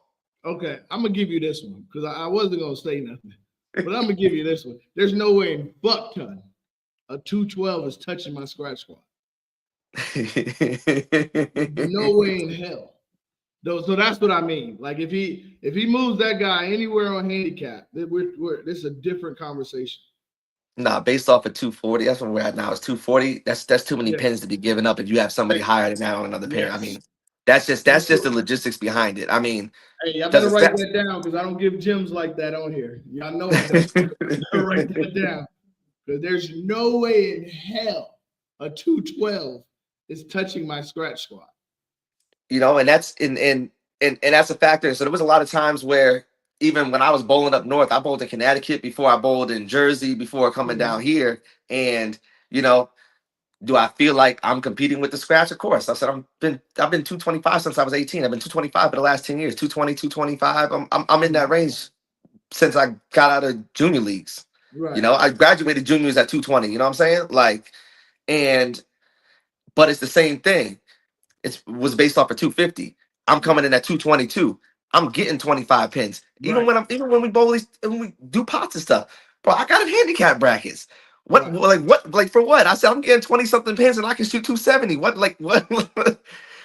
So it's the logistics behind it, it's the understanding, I mean, and that comes with time and experience and understanding. I say, I didn't want to necessarily come in with an established team, favorites, whatever, this and that, because you never know what happens. So I'm like, okay, Top Shelf was new last season. Let me see if I can make a footing with them, see how they operate, and see how things go. At the end of the day, I don't know where I'm going to end up at the end of the year. I may stay with them, maybe something else. A lot of people knew that I was really didn't even want to join the team. I was actually trying to start my own up at the very beginning of the season. We thought you was nuts for that. I'm like, this dude trying to start a team with 2 weeks to go into this. This dude is nuts. But at the end of the day, it's like, the problem was I had been down there bowling, networking with people, but just wasn't big enough and fast enough to really get it going in time. Now, we're going to be a whole new season in. I said, is this something that's a possibility? It could be, but I'm, play the season. I'll see how it goes. Does the organization get better? With everybody, even watching how everybody goes. I said, because at the end of the day, there's a lot of people in this division. If anybody really wanted to, we could break off and make 3-4 more teams. Yeah, the crazy part is when I first hold on, let me address this comment real quick. So some said he was 211. He said I was 211 and you put me on scratch. And then what's the Christian stole the words right out of my mouth. On the left side, that was pure strategy. And like he said, we were bowling Southern Asylum, and I knew Donnie was going to be there. And I will not have Donnie on the left side. So, man, I gave you another fucking. Y'all better write these fucking gems down. So that was more strategy. So thank you, Christian, for saying he stole the words right out of my mouth. But I would. That is funny. He said everybody in this chat got a left hand. I can't help if I choose. I tell y'all chose the. Hey, that's funny something because I was just telling somebody. I said, so when my kid get older, I'm putting the ball in their left hand. I don't care if they right-handed or not. I'm putting that ball in the left hand. But you all right though, Tyler, because when I first moved down here, and before I even knew what you, first of all, let me also say this. I say this all the time. If I would have joined a team before I became an owner, I probably would have never became an owner. But you make a good point because when I first got down here, there was a lot of people on DSL. DSL was the only team. And when we asked what the UBA was, she had told us that they had like 100 and something members, And then she told us they had a wait list of like 30 to 40 people. And I'm like, a wait list? So, and then we kind of got and I wasn't, if I'm being fair, I understand now, hindsight, but she kind of gave us the y'all not ready for this yet kind of answer. And we wasn't. We wasn't. And I was just like, fuck it, I'm gonna start my own team. And she's like, well, you need 9. And I was like, well, we got 6 right here. I didn't know the commitment it was. So Yeah. We that later that year, because it was like, I think it was toward the end of their season, and then we hit summer, and then that's when I think who was this? I think his name was Philip before Tynell took over. I'm not even sure. I know when they Yeah, switched over. I never paid attention to the uppers and yeah, that stuff. I said, look, send out the information. I take it. Like you said before, even when we had all these problems and stuff to stop. yeah. Read the damn rules. Man, Yeah. it's only like 6 pages. That's the crazy part. Like it's not But even. that's the biggest thing that stresses me out, and like Yes, I've had a talk with my team's upper management about how I feel about the situation, and it is what it is. I'm not, at the end of the day, it's not like it's just our team where mistakes are being made. At the end of the day, people aren't reading the rules. People aren't doing the no, simplest thing to do, simplest, you know. So simplest things. at the end of the day, we're all gonna sit here and be like I think the whole Alex thing with exit and the jersey and all that, I mean, it's Hold on, what happened? when the whole dispute when we had to dispute the last tour stop about the bowling not being there Oh, when they started and all that stuff, yeah, and yeah, yeah, yeah, and yeah. at the end of the day, there's certain loopholes and certain stuff. I said, yeah, you can get away with shit. Like even today, like the whole lineup thing. I walked in the bowling alley at 12:55, but it was known, money was sent, spot was paid, so we're not worried about whatever. There's a way that you can go about things, and at the end of the day, if you don't go about them the right way, No, we all grown ass women and men. Like what are we doing now? man. Yeah. Simple, and like you said, you take care of the simple stuff. Like I'm gonna be real because I don't never want to win. Of a technicality. Yeah, I don't never want to win. So like my team, what we do is money got to be money due by Wednesday of the tour of the week. Yep. And That's I've been there before. I've been there before, saying about like, yo, that might be the simplest thing to do yeah, is literally just, hey, you're all bowling. If you're gonna be there, okay, push come to shove, money's tight. You got to wait till payday. Pay me on Friday. We bowl on right, Sunday. right. But if we can get it at the Communication. beginning of the week, you already know you're bowling a week ahead. Send the money in. I mean, Yep, the it's scrambling for simple. money, scrambling to know if somebody's showing up. I mean, there's just. I mean, The like I said, I've been doing this. I've been doing this for a long time. phone, text message, email, pager, 2-way, stew pigeon, something. There's too And many ways of I mean, communication. it is. Like I said, even today, I knew I was gonna be late. I'm bowling on the pair with Joe. Yo, Joe, I'm gonna send you 50. Give him the money when you get there, and I'll be there before we start because I know the rules. If I wasn't gonna make it by practice, I would have just gave my spot up. Yeah, I'm gonna be there. We ain't worried about that. yeah. But at the end of the day, it's communication, and even as owners, presidents, and administrators of your teams, know your bowlers, know the rules, understand the rules. Let me not just say know the rules. Let me, you know, Yeah, I mean, other than Alex being the younger person, everybody else that I've seen down here with these franchises, older women and men. So I mean, y'all been through life experiences, whatever. hmm, I understand that some of them they put other people in charge, but you have to be able to trust and know that the people that are in charge know what the hell they're doing. yeah.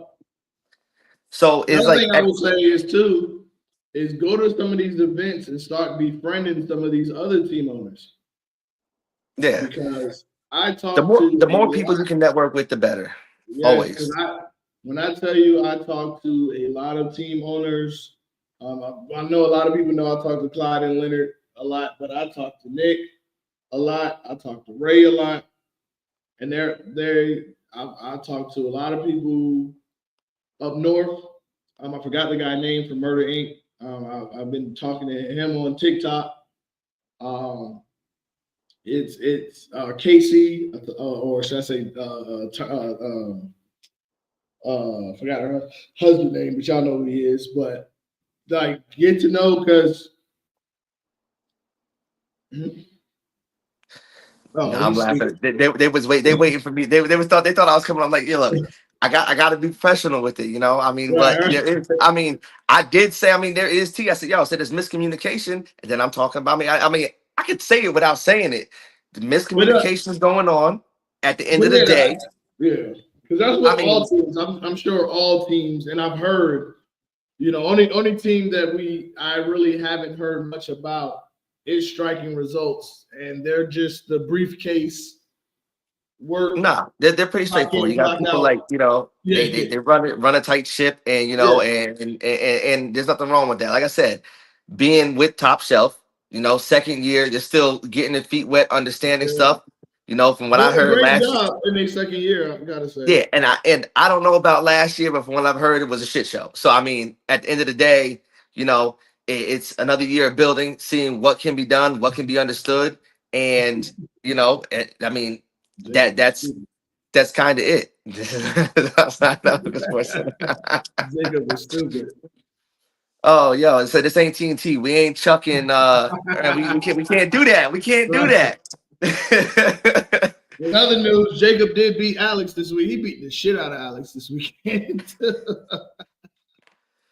Alex Oh tried to man. say, man, I was sick. Ain't nobody tell you to bet that man if he was sick.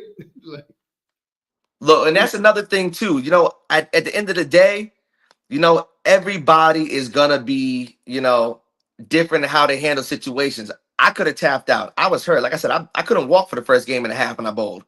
Still busted out 650. It is what it is. I mean, I didn't bowl great, but when you look at what you see across the bowling alley, somebody that was could half injured and half bowling on one leg right. beat half the bowling alley. I'm like, oh, I said, but that does not necessarily to attest to, you know, whatever my ability is. Cause you know, I downplay myself all the time. Like, but at the end of the day, I have my moments. But like I said, any given day, you know, Right. you Any Donnie given down day. there. I mean, Donnie down there doing his thing. You know, you got people that are going to shoot scores when they're going to shoot scores. People are going to lock in. People are going to find a way to carry at times, while other people don't. You know, I was talking to Demetrius. We're talking about how many times he didn't have 590 out of turn, and then can't hit the broadside of the bar in the third game because the breakdown of the carry, just you lose everything. You know, Yep. and And yeah, because and Donnie shot 300 and lost that game. oh, I've been there. That's the Yeah. worst. I mean, that's a feeling when you shoot 300 and look up at the final score and your team done lost the game. I done been there. I done been there quite a few times. That's Yeah. something that hurts. Yeah. Yeah. But he shot 819. Like I always say, man, shoot 900 against us, but do it at a losing effort. That's all I can. Hey, I'm gonna be rooting for you to shoot 900, but do it losing. But yeah, but Don, I ain't gonna lie, Donnie is yo.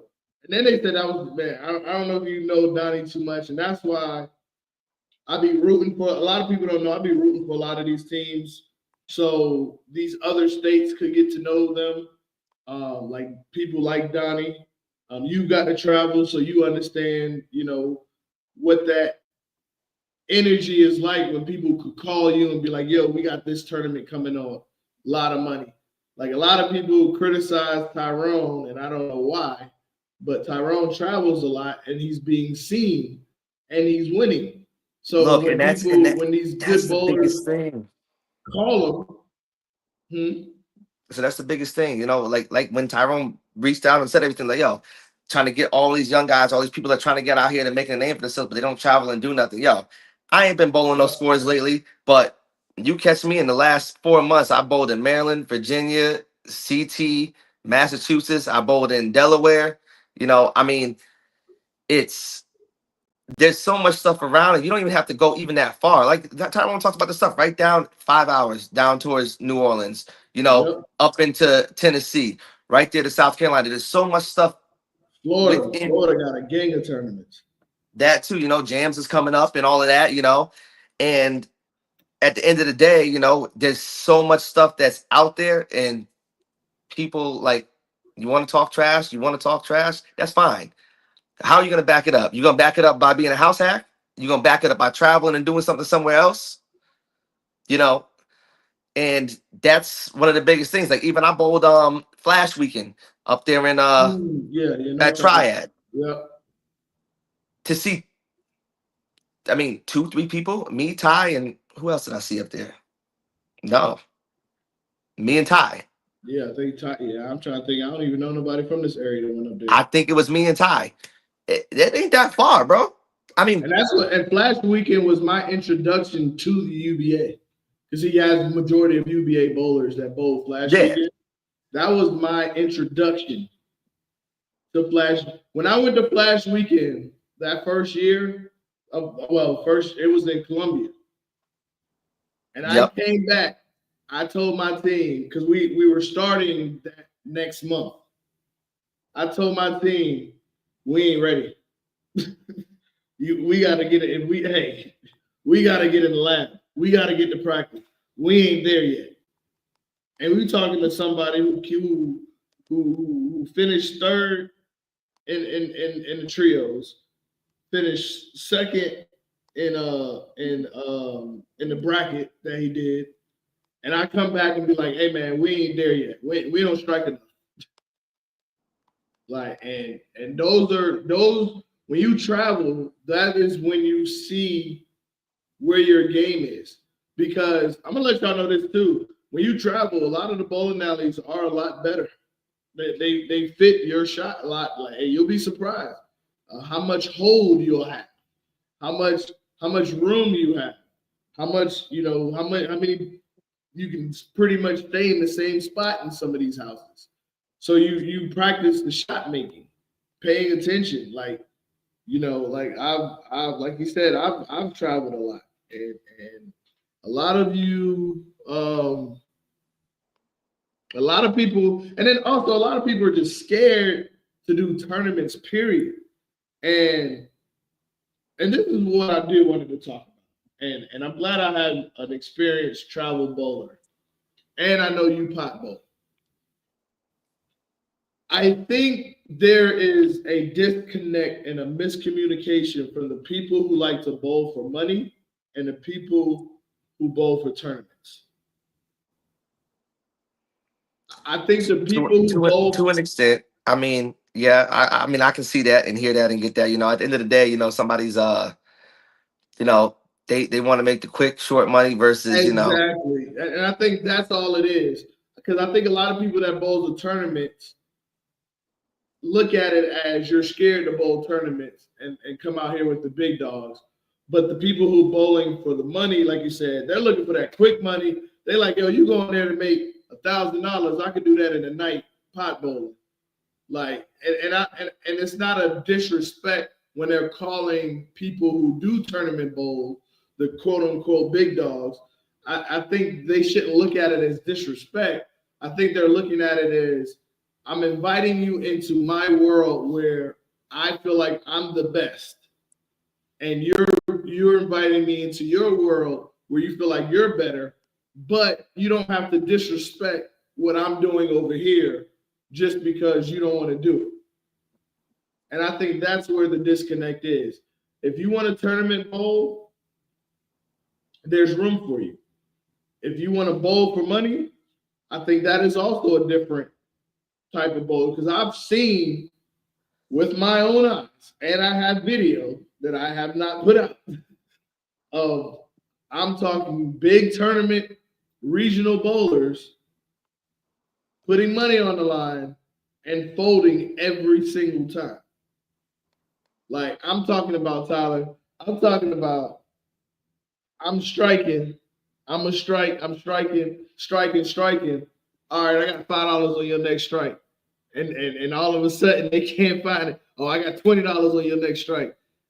Oh, yeah. double or nothing. And you went from front six to can't even find the goddamn pocket now that there's money on the line. So I've seen the flip side of that too, But I think definitely. I think the big dogs, quote unquote, talk about tournaments in a way that it does frighten people, because when I do talk to certain bowlers, they think, "Oh, I'm not good enough for tournaments yet." And I'm like, "Yes, you want to be at a certain point in your game, but you don't know what you need to work on until you really go to a tournament." You don't. The traveling and bowling, different stuff. Like I said, I'm sitting here reading Sump, Christian, and I know, I see Michaelis. it. I mean, and to an extent, all three of them are right. I mean, at the end of the Mhm. day, Slump's like, money, me keep the accolades, I want the cash. But here's the thing, you know, sit here, you might make money doing these little house shot tournaments, staying local, doing whatever. I mean, but you got like, you know, I'm not gonna say the team. The Rodman is huge payout, but it's gonna challenge you, but the money's still there, and, Yeah, and and yeah. that's the thing. Like, a lot of these people, like guys like Team BA. I mean, I bowl some Team BA stuff. I try to bowl the regionals. I go to nationals, but a lot of people don't realize, yo, that Team BA nationals, you get in there in the battle of the sexes. How many brackets you think Mhm. they got? Yep. You talking 300 to 500 brackets. You're talking about they got $100 brackets, $100 a man brackets, $50 a man brackets, Mhm. $25 a man brackets, and I'm like, you know, so yeah, you want your money? There, you travel, go do something. We're going to Vegas this year. Who's trying to travel and go do something? And just like Chris Yep. said, it is practice. You do have to practice. If you don't put the work in, you're not traveling, you're not bowling on different stuff. Okay, you go practice. Go bowl at Southern and house shot every day and practice and say you're getting better. Then go throw the ball at Conyers and tell me something. Right. And I only say that because I see. I haven't even thrown. I've never thrown a ball in Conyers, but I see everybody talking the way they talk about Conyers. So Yeah, I don't look. get it. I mean, I think what they- it is Kyers compared to where majority of people bowl. I think Kyers is the only high friction lanes out here. everybody was talking about what's the name being it's high friction in the front up at Woodstock. Yeah. Woodstock is very similar to But I've only bowled well, top dog there, so I've never actually bowled in the house pattern. So I don't know how the front end plays there compared to when you're bowling on the patterns. I know the patterns never played true. I mean, I bowled on a lot of patterns. I grew up bowling on patterns. I've been bowling on patterns since I was 12. You know, so there was a point in time where I wouldn't go to a tournament if it was a house shot. Like, no, thank you. I'll see you later. but you know, um, but like Kristen said, I mean, practicing properly. And I try to tell people that, like, it's like, I'll Mhm. work with people to do whatever. It's like I see people that go practice and they're practicing in a normal line. No, go move 10 boards left, find a way to finesse your game, slow it down. Even if the ball, you're not getting the reaction that you necessarily want, practice being able to hit that line multiple times. So that way, when the time comes and you have to move 10 boards left, look, I bowled Tyrone in Ty's super bracket. I'm standing up against the ball return. How often am I standing up against the ball return? And this is when I was throwing my thumb. Two-handed, yeah, I'm almost there all the time now. But when I'm bowling with my thumb, I'm not there that often. Right. 18 miles an hour, I'm not there. I'm standing there, he gave me a chance. I had to double in the 10th. And I missed the second shot. Got into the friction too fast. But getting comfortable, putting the ball down, left of the middle arrow. You're crossing over and you're crossing and you're hitting the fifth arrow on the left. Like you're going, your ball is going to be left of the middle lane and then pushing through. People don't do that. People don't practice that. People never have to do that. Everybody's so used to throwing the ball to the outside, playing the wall, playing a ditch because, oh yeah, there's no oil out there. It's going to hook no matter what. And that's the I call biggest it flaw of so many people. They just want to throw it and watch the ball hook instead of being able to do something with it. I call it a Del bumper bowling. That's exactly what it is. Stone Mountain is one of them. You just throw it left. I mean, just throw it right. It'll come back. But I agree. I think it was funny because me, Dwanye, JoJo, and Sump have a group chat, and I was just telling them what you just said. I said after this weekend, I need to practice, and I think I need to come up with a whole different release and work on hand position because I was one of the ones that I didn't want to work on. I don't really like changing my hand position because I think I'm still really learning the aspect of seeing ball motion, It understanding where does. your And that's breakpoint what so is. and that's one of the biggest things when I try to teach people. I said, look, I'm not going to change the way that you throw the ball, but I'm gonna help you. I want to help you understand how you throw the ball when I coach them. So I'm Right. like, You need to understand when you make a hand position change and you feel different and you release the ball different, you have to be able to understand your motion down the lane, which helps you better understand your equipment. Like, obviously I got the advantage. I drill on my own stuff. I know my surfaces and I bowl enough that most of the time I can, okay, boom, I'm just going to go grab this ball, move four boards left, move Right. one Because you down know the the lane, ball. Right. and I'm good. But, and it ain't always like that. Sometimes, the breakdown is different and it's not what you really thought it was. And then you do it. I mean, sometimes you lose a shot. Sometimes you try to make a change to carry better and you do nothing. I Yep. mean, at the end of the day, I did that the other night. I went 9-pin strike, 9-pin, and I decided like the hand position. So instead of coming up off the side, you come up the back a little bit, get the ball to push down the lane and carry down. Rung the 10. Didn't like the look. Move four boards left, hit the ball again, went stone 9 again. So I'm like, all right, let me just, the ball ain't it. I got to pick a different ball motion, different shape, and that's it. But damn, I talk too fast. That's me. That's why I'm always like Right. that. But at the end of the day, we're all bowlers. We all choose what time we put into this. So I mean, the people that get frustrated, but you never put the time and the work in, you be frustrated with yourself. I mean, you probably already are, but you can make yourself better. Everybody that's out there that's 160, 170, like even like Michaela's on here, she's putting in the work. We see her, she's traveling, she's bowling, she's practicing, she's doing her thing. Yep. She's putting time into her game. TJ on it, he's been putting time into it and been talking to me and wanting to understand ball motions and layouts and stuff more than that. There is so much time and effort that, if you have it and this is something you really want to do, put it into. Christian, he's doing his recording, doing his streaming and everything, but he's in the lab. You have to Yep. put the work in if you want to see the results. Yep. I mean, I haven't practiced in years. That's why I tell people I'm a washed up 228. I said it looks good. I ain't that good no more though. Yeah. you know, I it, definitely. I'm definitely. Who was I talking to? I was talking to somebody and I was just joking with them. And I was like, I'm not a bowler that can just wake up and bowl and maintain what I've been doing.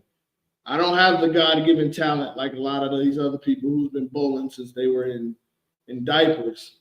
I have to practice. If I don't practice, I literally see my game tailspin. And it is, like I said, ever since the accident, it's been hard to get to practice.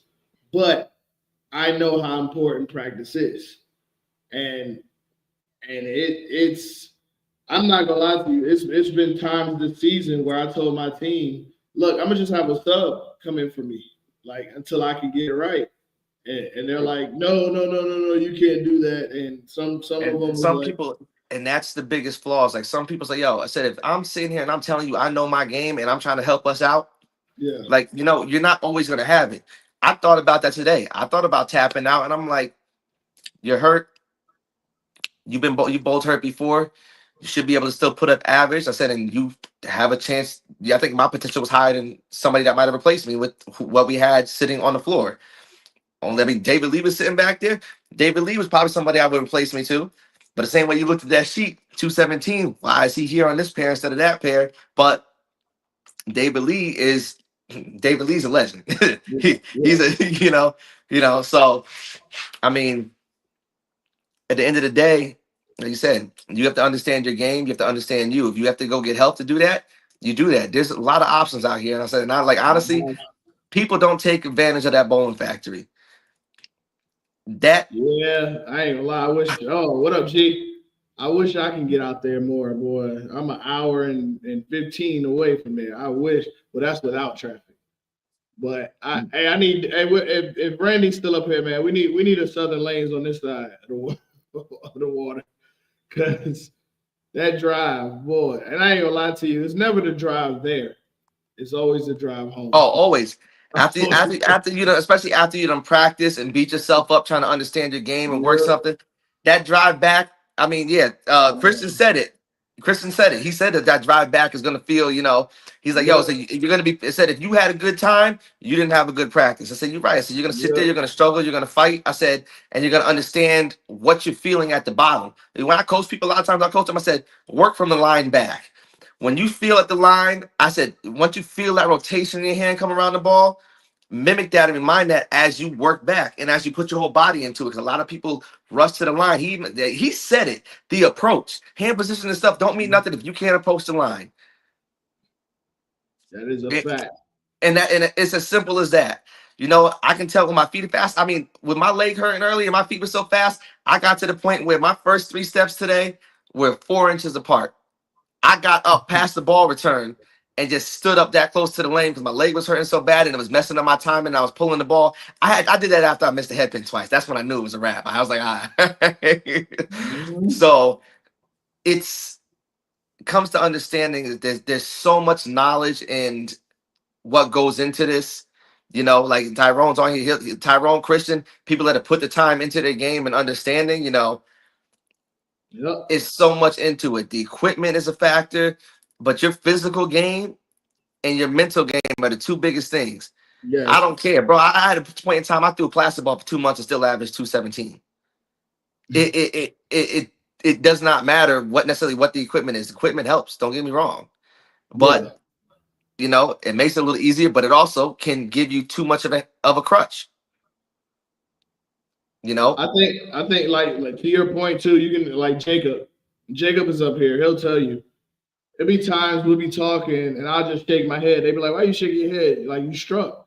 I'm like, man, my release is fucking terrible. Like I can feel it. Like it's hard to judge a ball, like you said, when your approach isn't right, when it's not coming off your hand right. And I tell him all the time, I say, yo, I just need time to practice my release. I just need to feel the same thing coming to the line. And then I think everything else will come into a place. And like you said, that goes to your approach. Like if you the approach is, like you said, the foundation. And if the foundation is shaky, everything else is. And like you said, the mental game. Tyrone talked to me about that. He got on me about that this weekend. Mental game. I'll tell anybody. I'll put the house on. I am the best 1 through 5 frame bowler out here. I don't care what nobody says. 1 through 5. Hey, I'm challenging anybody. I will put money on 1 through 5. Now the other 6 through 10, I don't know what it is. And Tyrone says it all the time. I mean, well, he got on me this weekend. He said that's mental. He said that ain't nothing but mental. You got to work on your mental. So let me ask you, as an experienced bowler who, like you said, you've been bowling for a while, been averaging a high. Did the mental game come natural, or is it something that you had to develop? And if you did have to develop, how did you work on that? So, I mean, honestly, it even factors into real life and stuff. You said we all have, you know, you got moments, you got times in life where, you know, other stuff is going to affect everything else in your life and your mental game, your mental state, how you're doing, whatever, whether, like you said, you know, losses in the family and stuff. I still got, like, you know, Michaela talks about, you know, her grandfather. I'm the same way. And you talking about your mother and all of that. So, like, I mean, it's something that, you know, it sits with you. You know, when I got my memorial of my grandfather, I got his name and cross and birthday on my right arm. So before I throw the ball, I can look at my grandfather's name and stuff before I throw the ball. You know, but there's a lot of stuff that factors into the mental game. And some of it's like, some people, they'll see me, I shot 130 and I'm sitting on the lane laughing. And they're looking at me like, yo, what? I said, because what am I getting mad about? I threw the ball, I got tapped, I topped the spare. What is me being mad going to my next shot going to do other than cause me to have my timing off, or just not be in the zone and trying to repeat or not repeat what I just did, you know? And to look into that, I mean, it takes time to do that. There's times where I sat there and I'll dwell on something. I dwell on a stone 9 where I lost something. You know, I mean, I've gone stone 9 on a fill ball and lost $1,000 pot before, you know? So, I mean, you know, I mean, do you dwell on it? No, you go back to the next shot, the next game. Every frame is a new day. You know how they always tell you, yo, take it one day at a time. You take it one shot at a time. You throw a bad ball. Oh, you left a split. It is what it is. You know, I went a little high earlier today, left a 7-9. I turned around and laughed because I mean, I got a little excited. I'm like, yo, I said, that's kind of that's crazy. I was like, y'all could have gave me a 4-9, but a 7-9. I said that was kind of wild, you know. So I can definitely see it because I think the only time I get frustrated when I bowl bad is if my team lose behind it and they're bowling good. That I think that's the only thing that like really frustrates the shit out of me. Where I'm in that bad mood and it's like not necessarily in a bad mood, but it's like I'm locked in and it may come off as I guess angry because I don't want to have no pointless conversation. I don't want to play cards. I don't want to I don't want to put a dollar. I want to figure out how I can stop bowling bad so my team doesn't lose because of me. That is the only time I get frustrated with my bowling. But other than that, if my team is winning and I'm bowling bad, like you said, I'm laughing. I'm still trying to figure it out. But Look, we, but and, if I feel like I'm causing us to lose, that's the only thing that frustrates the shit out of me. and that's what it is. I told myself even today during, I bowled at Austell after the tour stop. Didn't Yeah. want to bowl, went out there with them, said, screw it, I said, I got y'all. We're winning. I said, I'm not doing nothing. I'm getting tapped, 10 pin, 9 pin, all right, it's whatever, you know. And one of the guys said something to me. He's like, yo, you're not, I was like, yo, I got you by 50 already, this and that. And I'm like, how you gonna let me be the low average and get 50? I said, you really want to say that right now? Go out there, catch the 60 pins in total in the last game. I said, yo, it's like, we're winning. We were winning. What like, I mean, if I'm hurt, I'm here because I made a commitment to y'all.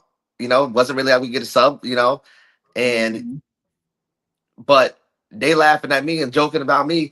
I walked back up in the second game with two mugs, one with beer and one with a mixed drink, and they looking at me like, like, yo, what is he doing? I'm like, they're like, yo, you really struggling. I said, bro, what am I gonna do? I said, I'm chilling. I said, we're having a good time. I said, when it's a big money thing, I'm not necessarily gonna be drinking like that. I said, but your mental, you can't always necessarily be in, one of those tight, rough spaces or whatever.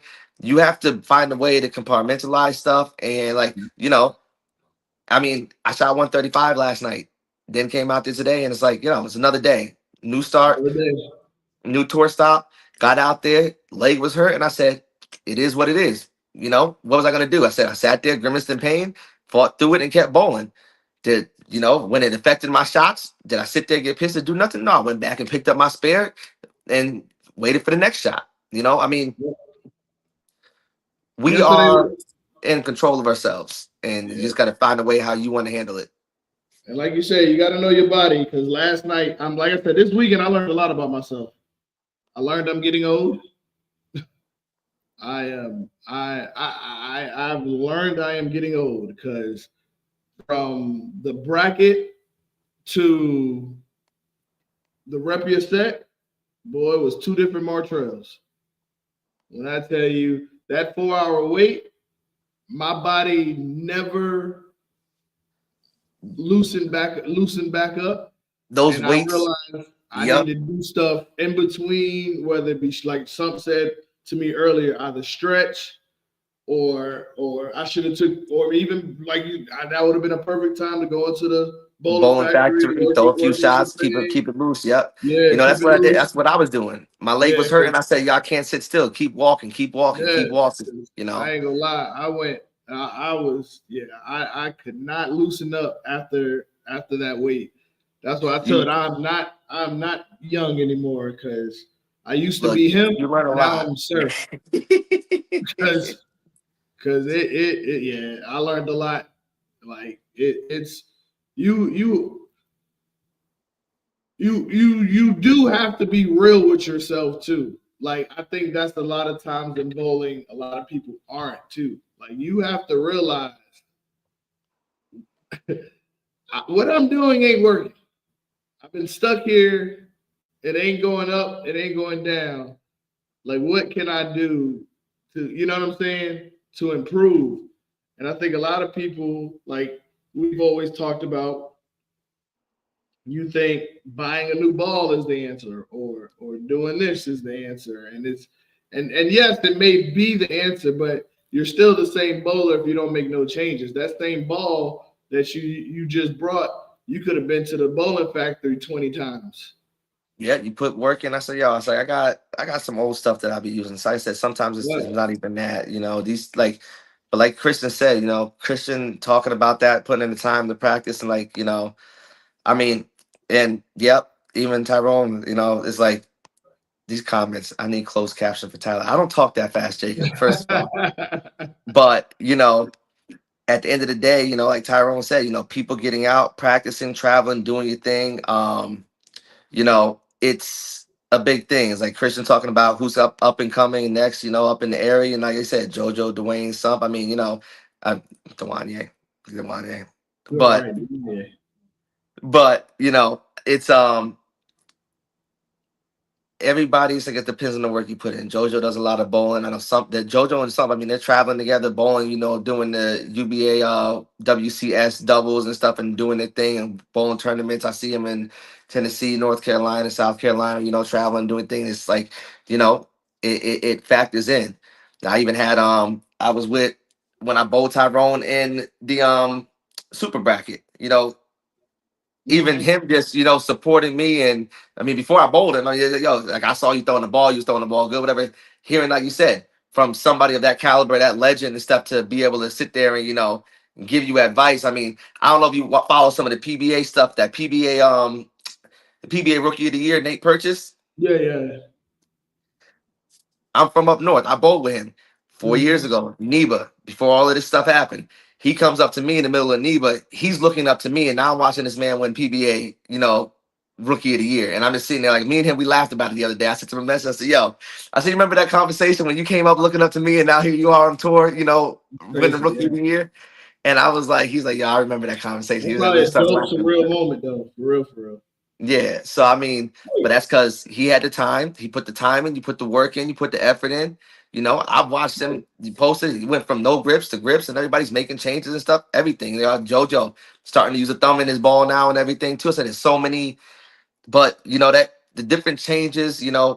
Like I said, a lot of people don't know the aspects about it. Pitches, shortening and lengthening spans, how it can affect your release just by something like a 16th of an inch. Anything. You know there's a lot of stuff that factors into being better, and a Yes, lot it of is. and but people have to take the initiative, take the first step. you know Because it was some people let the house shot hack get to their head. you know like you said, it was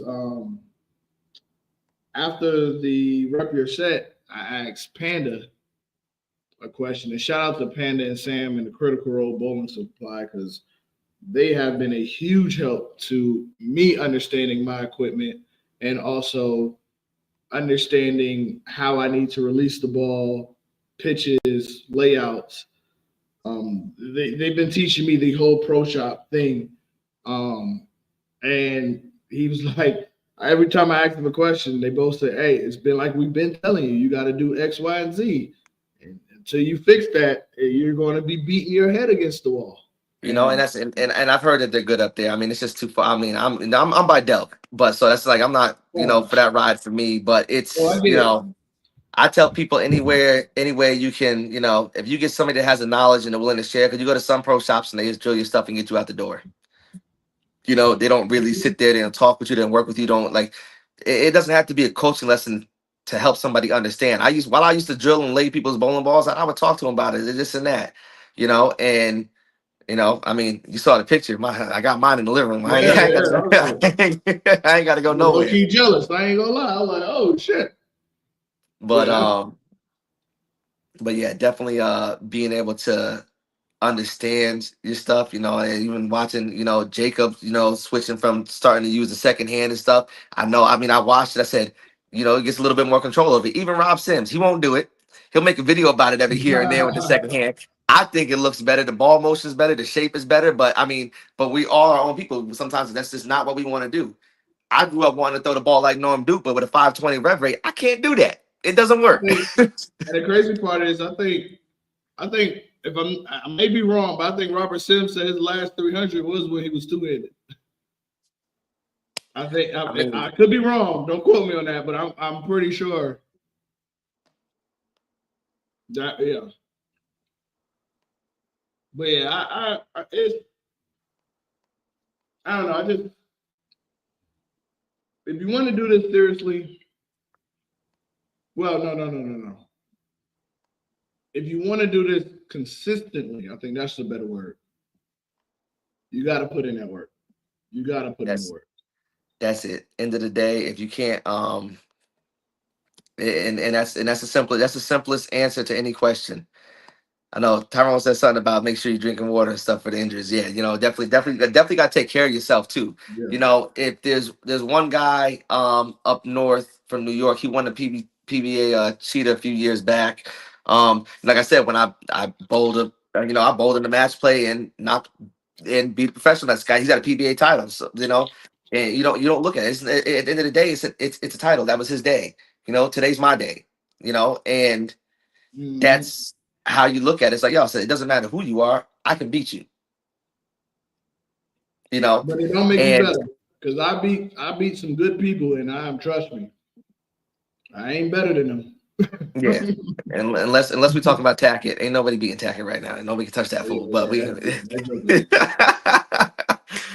but end of the day, everybody is got to put in the work and put in the time. Hold on, let me address what Tavares just said. Let me show you something, Tavares.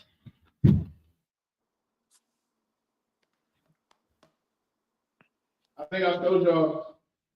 You got grades, G. You old. You qualify in the I old told y'all club. this before. But it's a Oh yeah, little the training age. Yep. little foam bowling ball that I'll be sitting in here, and me and my daughter will roll. I'll roll it right to her. She'll roll it back. Practice my release with some foam ball. Bounce it, hit it against the wall. Real foam. I think I got this off of Amazon for like $10. That's the thing too. But there's a lot of training aids, even the little rolling boards. They charge Yep. out the wazoo for them, but you really can get a 2x10 and buy the ball bearings for the low and make your own for like $30 instead of paying $200 for one. And you sit there and you focus on your release. You take the steps. I said there's a lot of training tools out there. There's videos on how to use them to help your game. But even going to the shops and places that have them, they can tell you how to use that stuff. Like you said, you work with a good pro shop, a PSO. You got somebody that has the knowledge. Mhm. You know, I told TJ. TJ asked about learning his ball motion and learning how to drill and understanding his stuff, and I'm like, yeah, I can help you with that. End of the day, you got to have people in your corner that know what they're talking about, that are going to lift you up, support you, and Oh, you got out of there. Huh? What time y'all got out of there? They had payout at Austell, boy. You know they counting Mississippi's. That payout be long as a motherfucker, boy. It should be you be in there 2 hours after you bowl. yeah, it was last year. It was about an hour and a half. It was definitely about an hour and a half. That's ridiculous. The big payout for an hour and a half. They I be mean, I counting don't know. like 1 Mississippi, 2 Mississippi, 3 Mississippi.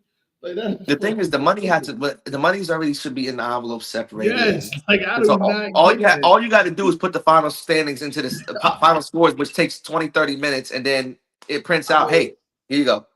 I will never understand why it takes so long for payout. Like, yo, and you be sitting in there just like, yo, what? They be playing spades, dominoes, pot bowling. Old niggas be playing jacks in the corner. Like, you, it'd be crazy how much stuff be going on in there. Like, I'd be like, yo, can we get out of here? They was like, "Oh, you gonna stay and hang out?" Hell to the motherfucking no! I'm tired. I bowled all fucking weekend. Yo, the crazy part is, I've been wanting to do a show all week. This is the longest I've been awake in my house this week. Look, when I saw it was live, I said, let me click on it. I said, as soon as I clicked on it, you talking about the 2020. I was like, Yeah. damn. Oh yeah. Alex. Yeah. We got Alex. I gotta But get Alex on the show because that yeah, that whole you can't talk situation shit was. like that and then go 2020. It was just so funny too because I'm sitting there, I'm like, because me and him bet $100 that Top Shelf was, I bet 100 on Top Shelf, and I Oh said, yeah, I I was sat there. there when y'all made that bet. Yeah, we was outside the other shortstop. I Yeah. was there when y'all made that bet. So I'm sitting in the back. When I did the math, I said, Mike needs 9, bro. I said, that's $100 in my pocket. When he went 8, I was like, you mother. But it was but yo, no, definitely for what happened with that whole situation, I mean, it started off with an error on our end, and it could have been, like you said, that could have been a whole different scenario the way that played out. I mean, simply put, TJ's pissed off because, I mean, you got somebody you can't sub out that shoots 480, and Nasty. half of us can do that shit for two. I mean, it happens. Like, don't get me wrong, you can have a bad, but there's a point. Like, but I noticed this about a lot of even the teams I've watched this tap out now and sub out. Unless somebody says they're hurt, they let somebody bowl 2 bad games before they pull them. Mm-hmm. It's too damn late. And don't even see like I will understand it more. You start off slow. Let's say you have the back 4 or 5. I understand that. And you're finishing the game. You have a look, or you can explain to somebody what your look is and how you're feeling. Yeah. But to sit there and you don't have it, you don't take yourself out, and nobody's making a move, and then they want to tap you out in the third game. It takes that person's been sitting. It takes them a few shots to get this stuff together. So it's okay. So hey, the person didn't have to look the first game. Second game, hey, put the sub in and take them a few shots. Either they won't have it either, or they'll figure it out by the back half of the second game. And then third game, you can lock up something tight. But once again, it's. I mean, I got pulled up north one time. I just couldn't find it. And when I thought I had it, I lost it, and they pulled me. I said, I don't even blame you. I said, am I? At the end of the day, that was the worst 2 games I've had ever bowling a UBA set.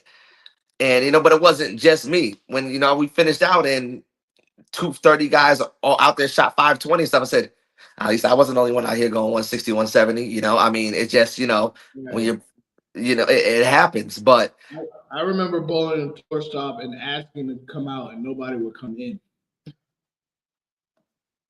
And I told them, if we lose this stop, I'm snapping. I'm telling you now. Luckily, we won because I had to dive on the floor in front of somebody who was on front 6. And I had to lay on the approach to get him off of that front 6. but hey, I bowled a 171, and I bowled a 171, but by the 5th frame, I was like, hey, tag me. Hey, prepare the others, PTO. You got to understand, and And Tavares said he thinks it's ego. I don't even think it's ego. I think it's just people that just want to participate. I mean, because to an extent, he talks a lot. He wants to bet. So, you got people that do that. JoJo likes to bet a lot too. You got people that, so you feed it. So, Alex has his moments. So everybody's going to think, hey, he's not that good. I can do it. But the moment when Alex locks in and he shoots something, now it's like, oh, well, he just did this. I'm like, at the end of the day, like I said, it's any given day. It doesn't matter who you are. That's why handicap tournaments, why you think the handicap bowlers win. Some of them are sandbagging, but some of them it's their day where they throw 2 better shots every game than they normally do, which boosts them up. And that, that's a whole nother, that handicap scratches. That's a whole nother. we don't have to touch on that another, because I do want to touch on that too. But like even Tyrone was saying in here, I saw him say that about the people bowling the marathon tournaments too. Put that out there. That is you both 3 game, 5 gamers. That's something. I said, but when you're not getting re-oiled, you're bowling 8, 10 game marathons and lanes are breaking down. We will be in March. I'm throwing an 8 gamer in March. Yep. That factors in. And I will. And hold on, my bad for cutting you off. But I'm throwing an 8 gamer in March. That is my last handicap tournament. Everything after that will be scratch. 8 gamer scratch. That's gonna be because I did a 12 gamer last New Year's. I ain't doing 12. I can't stick with you. I ain't staying in there that long ever again. Look, I done bowled marathon. I done bowled marathons that they started at 2 a.m. just so it would run into the morning. But I done bowled some things. No. I'm talking about as a tournament director. I don't like y'all that much. Oh, that's a long day. It's a long day. It's a long day to bowl. It's a long day to run. It's a long day regardless. Yeah. So I'm 8 gamers. I'll give y'all, because they keep asking for the 12 gamer to come back. I'll give y'all 8. If it's one day, really, 10 game is really, I think, on a straight set. If you're not taking a split, not taking a break, not all of that, it should be about 8, 10 games is a good number. Yeah. They're talking about the Rodman. I haven't bowled in 2 years. What was it? Was it 4-4 or 8-8? No, I couldn't have been 8-8. It was 4-4. Then you come back, you bowl another four if you made that first half cut. Then if you make that next cut, I think it's another four, something like that. That's why Tyrone's today, 16 games and stuff to get down to the nitty gritty at the end. But and it's a factor. I always, people always doubted me, said whatever. When we bowled Rodman back up north the last time I bowled it, I'm in third place through the first set of qualifying, and everybody that's in this 240, whatever, this and that, they're like, yo, what is he like? He's not even that good. He's not this and that. I said, yo, it was my moment. I said the next set, I didn't carry. I dropped down. But, when all the big shooters and heavy hitters couldn't hit the lick anything, I'm up at the top. I mean, I'm showing like I have that ability, but I say, yo, it's practice. Practice. I mean, and it can't be stressed enough. Putting the time into yourself. I also say this too: practice in different houses. And that's why I said, but that's why I brought up the bowling factory. You can go to the same place. You got some place that actually is willing to constantly put out different shots for you, different patterns, different lanes to do stuff. Go there, invest that little bit of extra money, have them put out the pattern, work on understanding your ball motions, your surfaces. There's so much stuff that factors into that, playing different lines. And I mean, I used to go to houses where I would grab I've been to houses and told them, I said, yo, fresh pattern. I went in with my spare ball and they looked at me like I'm crazy. I'm like, I'm not going to fight the lane like the rest of you. I know I can throw the spare ball down and in, and I'm going to strike. And that's what I do. You got people that always argue about the urethane here, urethane there stuff. And I'm like, to an extent. But the biggest issue when that comes down to, too, is, you got to understand who you're bowling with. Are you going to mess up the pair? And I didn't say it like this, but are you good enough to be doing that shit? Because if you can't get it close enough to the same spot 3 shots in a row and you're just going to spread everything out, what are we doing? Terry Wilson, Big Terry. Oh, I know. I tell people all the time. When he's my teammate on Thursday. When he bowls urethane on Thursday, we don't lose.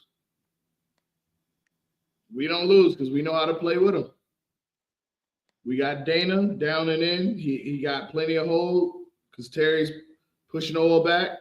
Me, I like to play a little right. Daryl, everybody know Daryl's a seasoned vet. And y'all keep talking about old people in this damn chat. First of all, when one of the youngest people just threw out his goddamn hip, how the hell he ain't even goddamn. He barely got a learner's permit and he done threw out his hip. And y'all keep talking about old people. And last year he pulled his hamstring running barefoot. The fuck he think? What is this? The longest yard? He thought he was Nelly. Like what the fuck? Like y'all keep talking about these old folks and stuff. Oh yeah. I forgot Terry with that troublemaker too. That troublemaker is an underrated ball. The OG troublemaker. Yeah, that is a underrated ball. And hopefully, Christian, you can't bring back shaming because nobody got no shame no more. Nobody cares. They don't care. At the end of the day, I mean, people don't care. I mean, see how the way people act now? Like people act like children in the bowling alley and do all that shit now. They think anybody care about your thing? All they gonna do is argue and be children about it. So what's the point? Go in there, do your thing. Be annoyed with it. Unfortunately, you see that you walk in, somebody shouldn't be throwing it. You see that shit on the lane.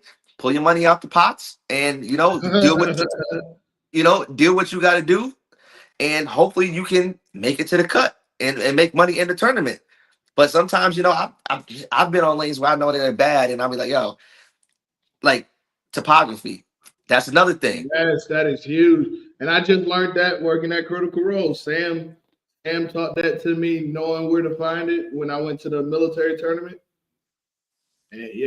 Topography is a big factor, and that's why you get these houses that cliff between the oil that they're using, the way the pattern is. Topography will be a big factor into that too. That comment right there, that is the motherfucking truth. So let me say this to this comment real quick.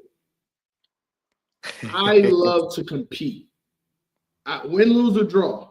I love to compete. Like if me and you were battling, Tyler, and you beat me, I love the fact that you had if you had to be like, all right, let me get serious, and you bowl and you beat me. I to me, I've done my job. If I had to pull the best out of you to beat me, like you know what I'm saying? Like I love that All day. competition from basketball, everything.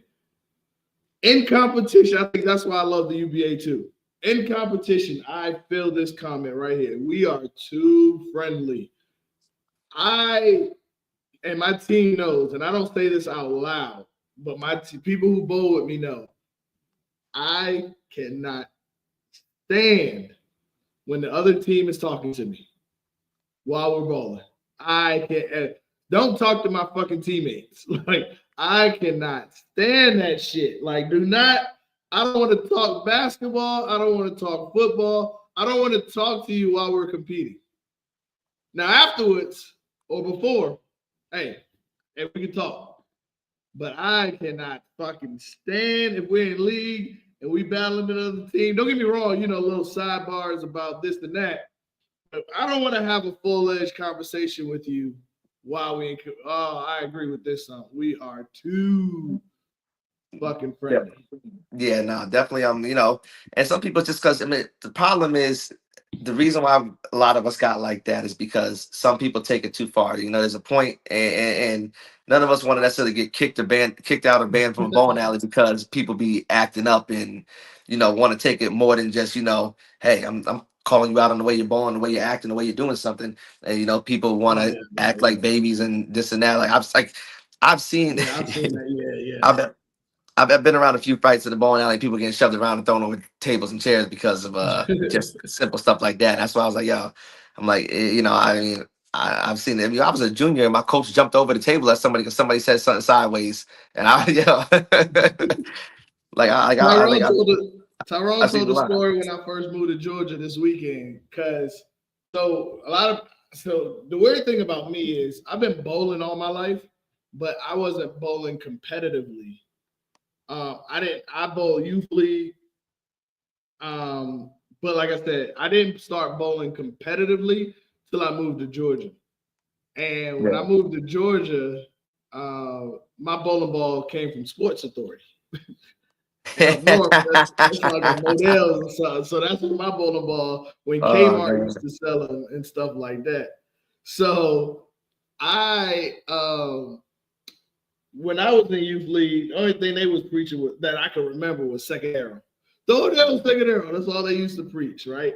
So when I came to Georgia, my neighbor bowled, and I thought I bowled too, which I quickly found out I didn't. We went bowling, and he was like, "Oh, you got some potential, blah blah blah." So he's the one who started getting me into competition, and he gave me some bowling balls, right? So I used to bowl what I thought was pretty well with these bowling balls. And people used to call me, they nicknamed me Captain Urethane, and I had no fucking idea what that was. I was like, yo, don't fucking give me no fucking nickname. I don't know you. Like, almost got into it with a couple of people in there because they was like, why are you throwing urethane? I was like, bowling ball. They was like, no, that's a urethane. I was like, bowling ball. So it was funny now that I know what they were trying to help me with. Some people approaches are just trash. Like they just assume everybody knows everything and been bowling all their life and they know as much. Some people don't teach. You know what I'm saying? They criticize. And there's the difference. And it is a way you talk to people, it's a way you explain things, and it's the way you teach. And I think bowlers have a bad MO of criticizing instead of teaching. Yeah, I mean, and and I can say that because I can say that to a person. I'm personally, I talk the shit on my people when I'm trying to hype them up and get them going. But then it's like, but if you ask me a serious question, I'm gonna, I'll give you the knowledge that you want and tell you what I see and like, yo, make this adjustment. What do you have in your bag? What can you do with this and that? Let me see it. What's the service look like? I mean, I can't. If I don't regularly work with you or I'm not the one drilling your stuff, I mean, I can give you a rough idea based off of just what I see visually. But I mean, you like I said at the end of the day, it goes right back to the same thing. practice, understand your stuff. I mean, and that's what any conversation when it comes back to it is. That's what it's gonna come right back around to the same damn thing, you know. And that's it, you know. So I mean, you really sit back and you, like you said, you think about like where you've come from and where you've been, because you know, like you said, bowling ball, and you went from bowling ball to where you are now because you wanted to know, you wanted to put the time in, you wanted to put effort. That's, you know, Yeah. Now let me ask you simple as that. this, because I hear this a lot too, and I hear us talking in the chat. Let me ask the chat and you: do you feel like you have to be a high average to coach? Because I hear that a lot. Oh, he only averages such and such. Who? How dare he is the coach or tell me what to do? Do you feel like you have to have a certain, I don't want to say average, but let's just say status in order? Because let's just say you someone who just absorbs information but can't put it together physically. You know, I mean, to an extent. I mean, because I personally, I feel like I could coach better than I can bowl now. So that's why when I used to, even when I used to drill and stuff, I was like, you know, like I would do lessons with people that weren't, and but I said I want, like I said, yo, if I'm going to do everything with you, I said I want you to work with me. I want you to trust me, put your faith in me. And I got a guy. I mean, you probably see me share a couple of things. I got a guy lefty up in Jersey and stuff where he's put his faith in me and came to me. He's like, look, I've been going to all these different shops. Nothing feels good. Nothing feels right. And let put his faith in me. And I worked with him. I said, look, I said, you're going to tweak this with your release. I like, you know, we're going to change these pitches. With I said, you're going to almost be able to throw the ball exactly the same. I said, but this little bit of a pitch change is going to help you get up the back and hold on to the ball. It's going to hang on your hand a little bit longer so you be more comfortable and don't feel like you're squeezing it and dropping it. You know, but the problem is, you know, I mean, I've been bowling since I was 3. I'm 29. Mm-hmm. I grew up in the bowling alley. I mean, I've watched a lot of great bowlers over the years.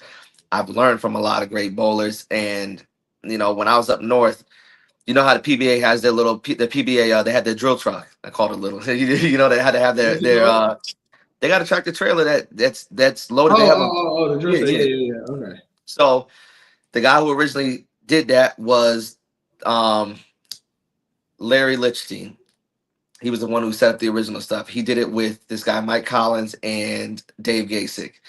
Those are the people that Dave's the one who taught me what I originally learned about drilling and stuff and understand and stuff. Dave is a hot. I mean, granted, he's in his 70s now, but even when 15 years ago, when I was learning from him, Dave's a hot 170 and a bad bowler. But you know, but he knows his stuff. So I mean, it doesn't matter.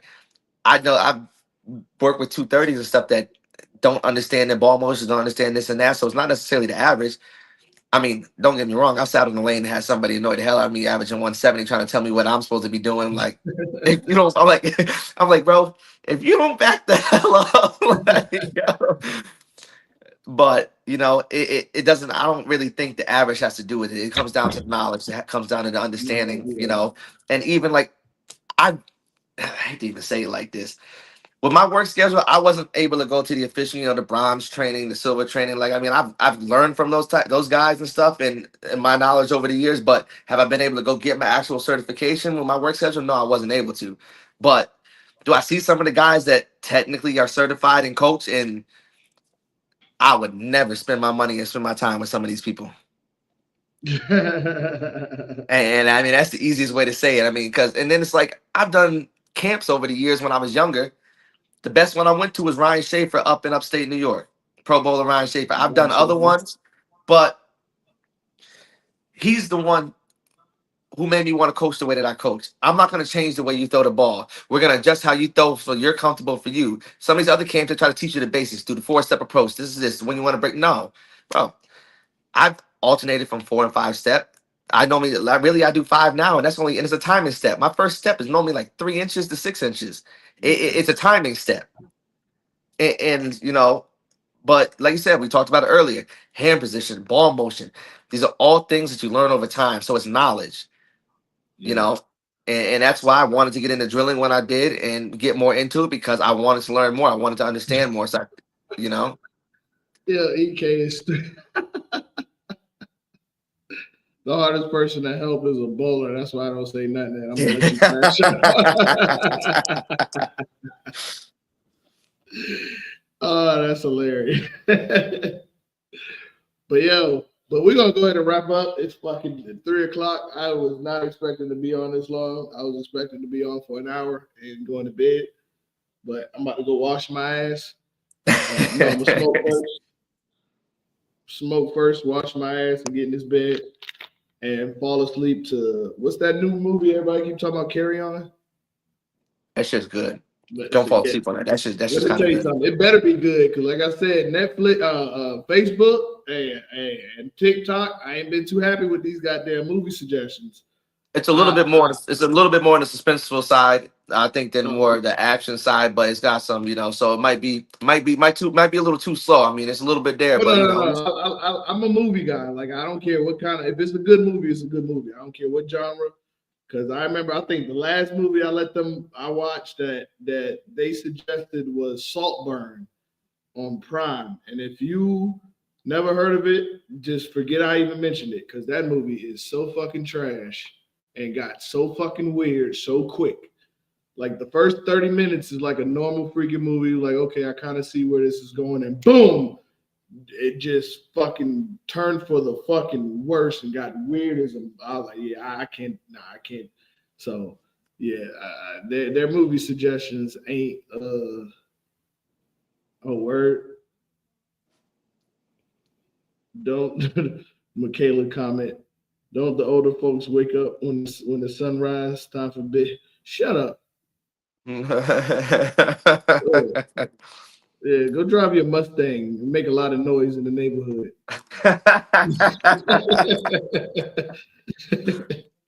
Oh man. Yeah. But yeah, Hey, man. I ain't gonna lie. I ain't gonna lie. The two gutters came from me not. I just could not get loose. I was trying to get that ball out. I was like, I'm gonna get this ball out one way or another. And but that's another thing too. Right now, like I wasn't up through the two gutters. I wasn't upset. Because I understood why I threw the gutters. I understand where my game was. Um, Daryl is one of my OGs that I listen to, and he was coaching me up. But I ain't gonna lie to you, I just could not get right. I felt so bad for my team because I think we had a Hail Mary shot. But if I was to shoot anywhere close to average, I was close to my average after two. After two games, I was close to my average. I think I went 268 for two. So, but I just could not get this body loose and pause. And I think, like you said, I need to drink more water. Um, Michaela keep talking about retiring. Michaela, if you don't go clip some coupons or something, I don't know why you talking about retiring. Like somebody just said it in here. She just shot 300 2 weeks ago. Now you talking about retiring. Appreciate it, Tyrone. But yeah, shout out to the GOAT. I know it sucks what happened to their team too. At the tournament, I heard that they didn't even they they I think what is it that they had two buys and then they didn't give them a practice. That was crazy. The rep you said. And that's the thing too, like, and that all depends on how a tournament is everything is run. They have the different formats and different setups of whether you jump in, whether you just get your shots and stuff. But that's a factor too. Is understanding the formats, understanding that before you bowl, is this a format you want to bowl and stuff? Because so many people that go bowl and be like, oh, well, it's this and that. Like I know I got a couple of friends up north that won't bowl some of Dougie's stuff because they don't like the format that they'll leave qualifying and then can't cash because they have a bad game in the next round, but they let qualifying and just feel like, yo, I just lost. I beat the field by 100 to get nothing, you know. So, and that's understand. Like Tyrone said, like you still got the 6 game. It's the Rodman split 4 game, come back. You take a 6 hour break, you come back, you bowl again, and then cut to 16 or 32, whatever the number is. I think it's 32. Then they do 4 games again, and it cuts to 16 or something like that, somewhere out there. But definitely factor in, understanding what you're bowling, and that's goes along Yeah. with the knowledge of the game. Understand what you're bowling. Understand the rules. Understand what you're I'm bowling. about to say just what you said when you first got on. Read the fucking rules. You know how many people ask me? So I'm gonna be real. Like most of the time, like when Dougie comes and certain people run tournaments, I will go and I'll support their tournaments. Um, I will go and I won't read. I'm just going to bowl. And a lot of times lately, I'm going to tournaments because tournaments is your best teacher. I'm a believer in that. Like I said, this weekend I learned a lot about myself. I learned what I need to work on. I need to get in the lab. I'm glad we got a break from league because now I'm not obligated to be there at a certain time. I can go get a quick hour, 2 hour practice, and then go back on my day.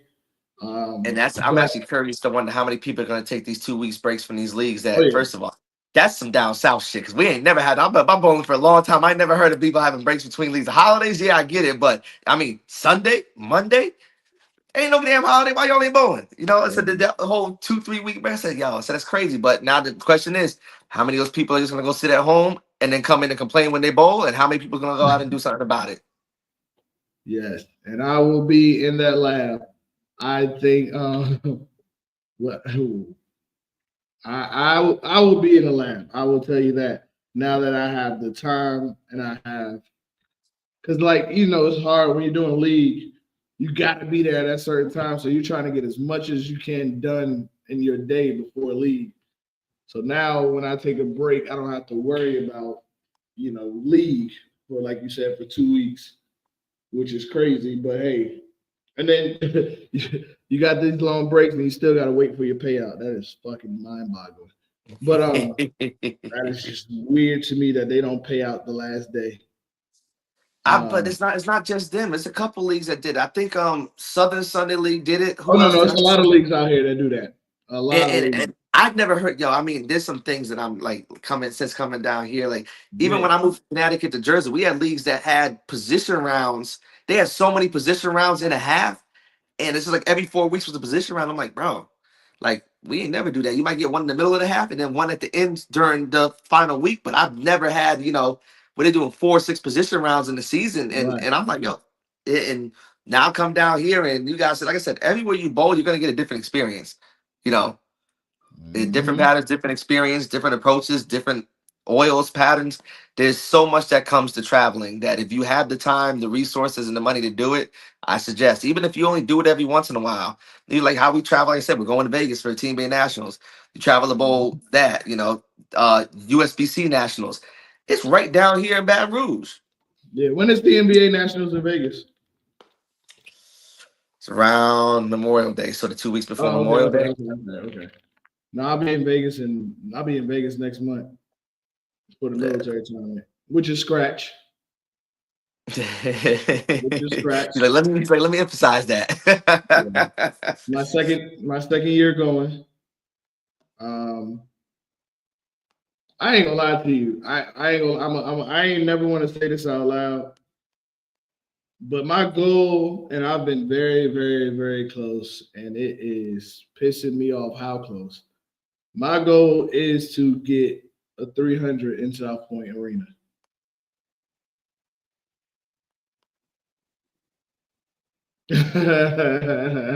That's funny. Fuck you, Jacob.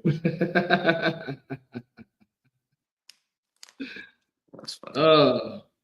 Let me tell you this. The only reason why I will start watching the Knicks game while I'm bowling is if somebody open. Everybody knows I don't like to watch the games while I'm doing something. I like to come home and watch it live, even afterwards. Like a lot of y'all don't know. I was just watching the Knicks game from 2 days ago. I didn't know what happened. I like to watch them like it's live. But when people know, or I know from back home, they will start texting me about the game, and that will I'd be like, damn it, let me go ahead and just put it on. But hey, hey Christian, let me tell you something about Stump, and then this is gonna be the last story, and I'm gonna go. So Stump made a comment earlier that he sucks at making spares. Well, the motherfucker made all his spares and fucking rep your state, still lost. I don't know why that was funny as shit. I love you to death, something. But I was like, something making spares, and that motherfucker still lost. I said, God damn. I said, nah, go back to missing the motherfuckers because you was winning when you was missing them. But all right, man, appreciate you, Tyler, for coming on. Yes, give me sir. your insight because I think it's much needed, especially with you being down here from up north, as me being from up north also. I think people. Now he comes on. Now he's up here. We done did a whole show talking about Dougie. Now Dougie want to come on right when we signing off. You know what, Dougie? Yes, Just big for that, class. Dougie. You know what? Let's go back and talk about Dougie. Dougie, let me tell you what we said about you. We was calling you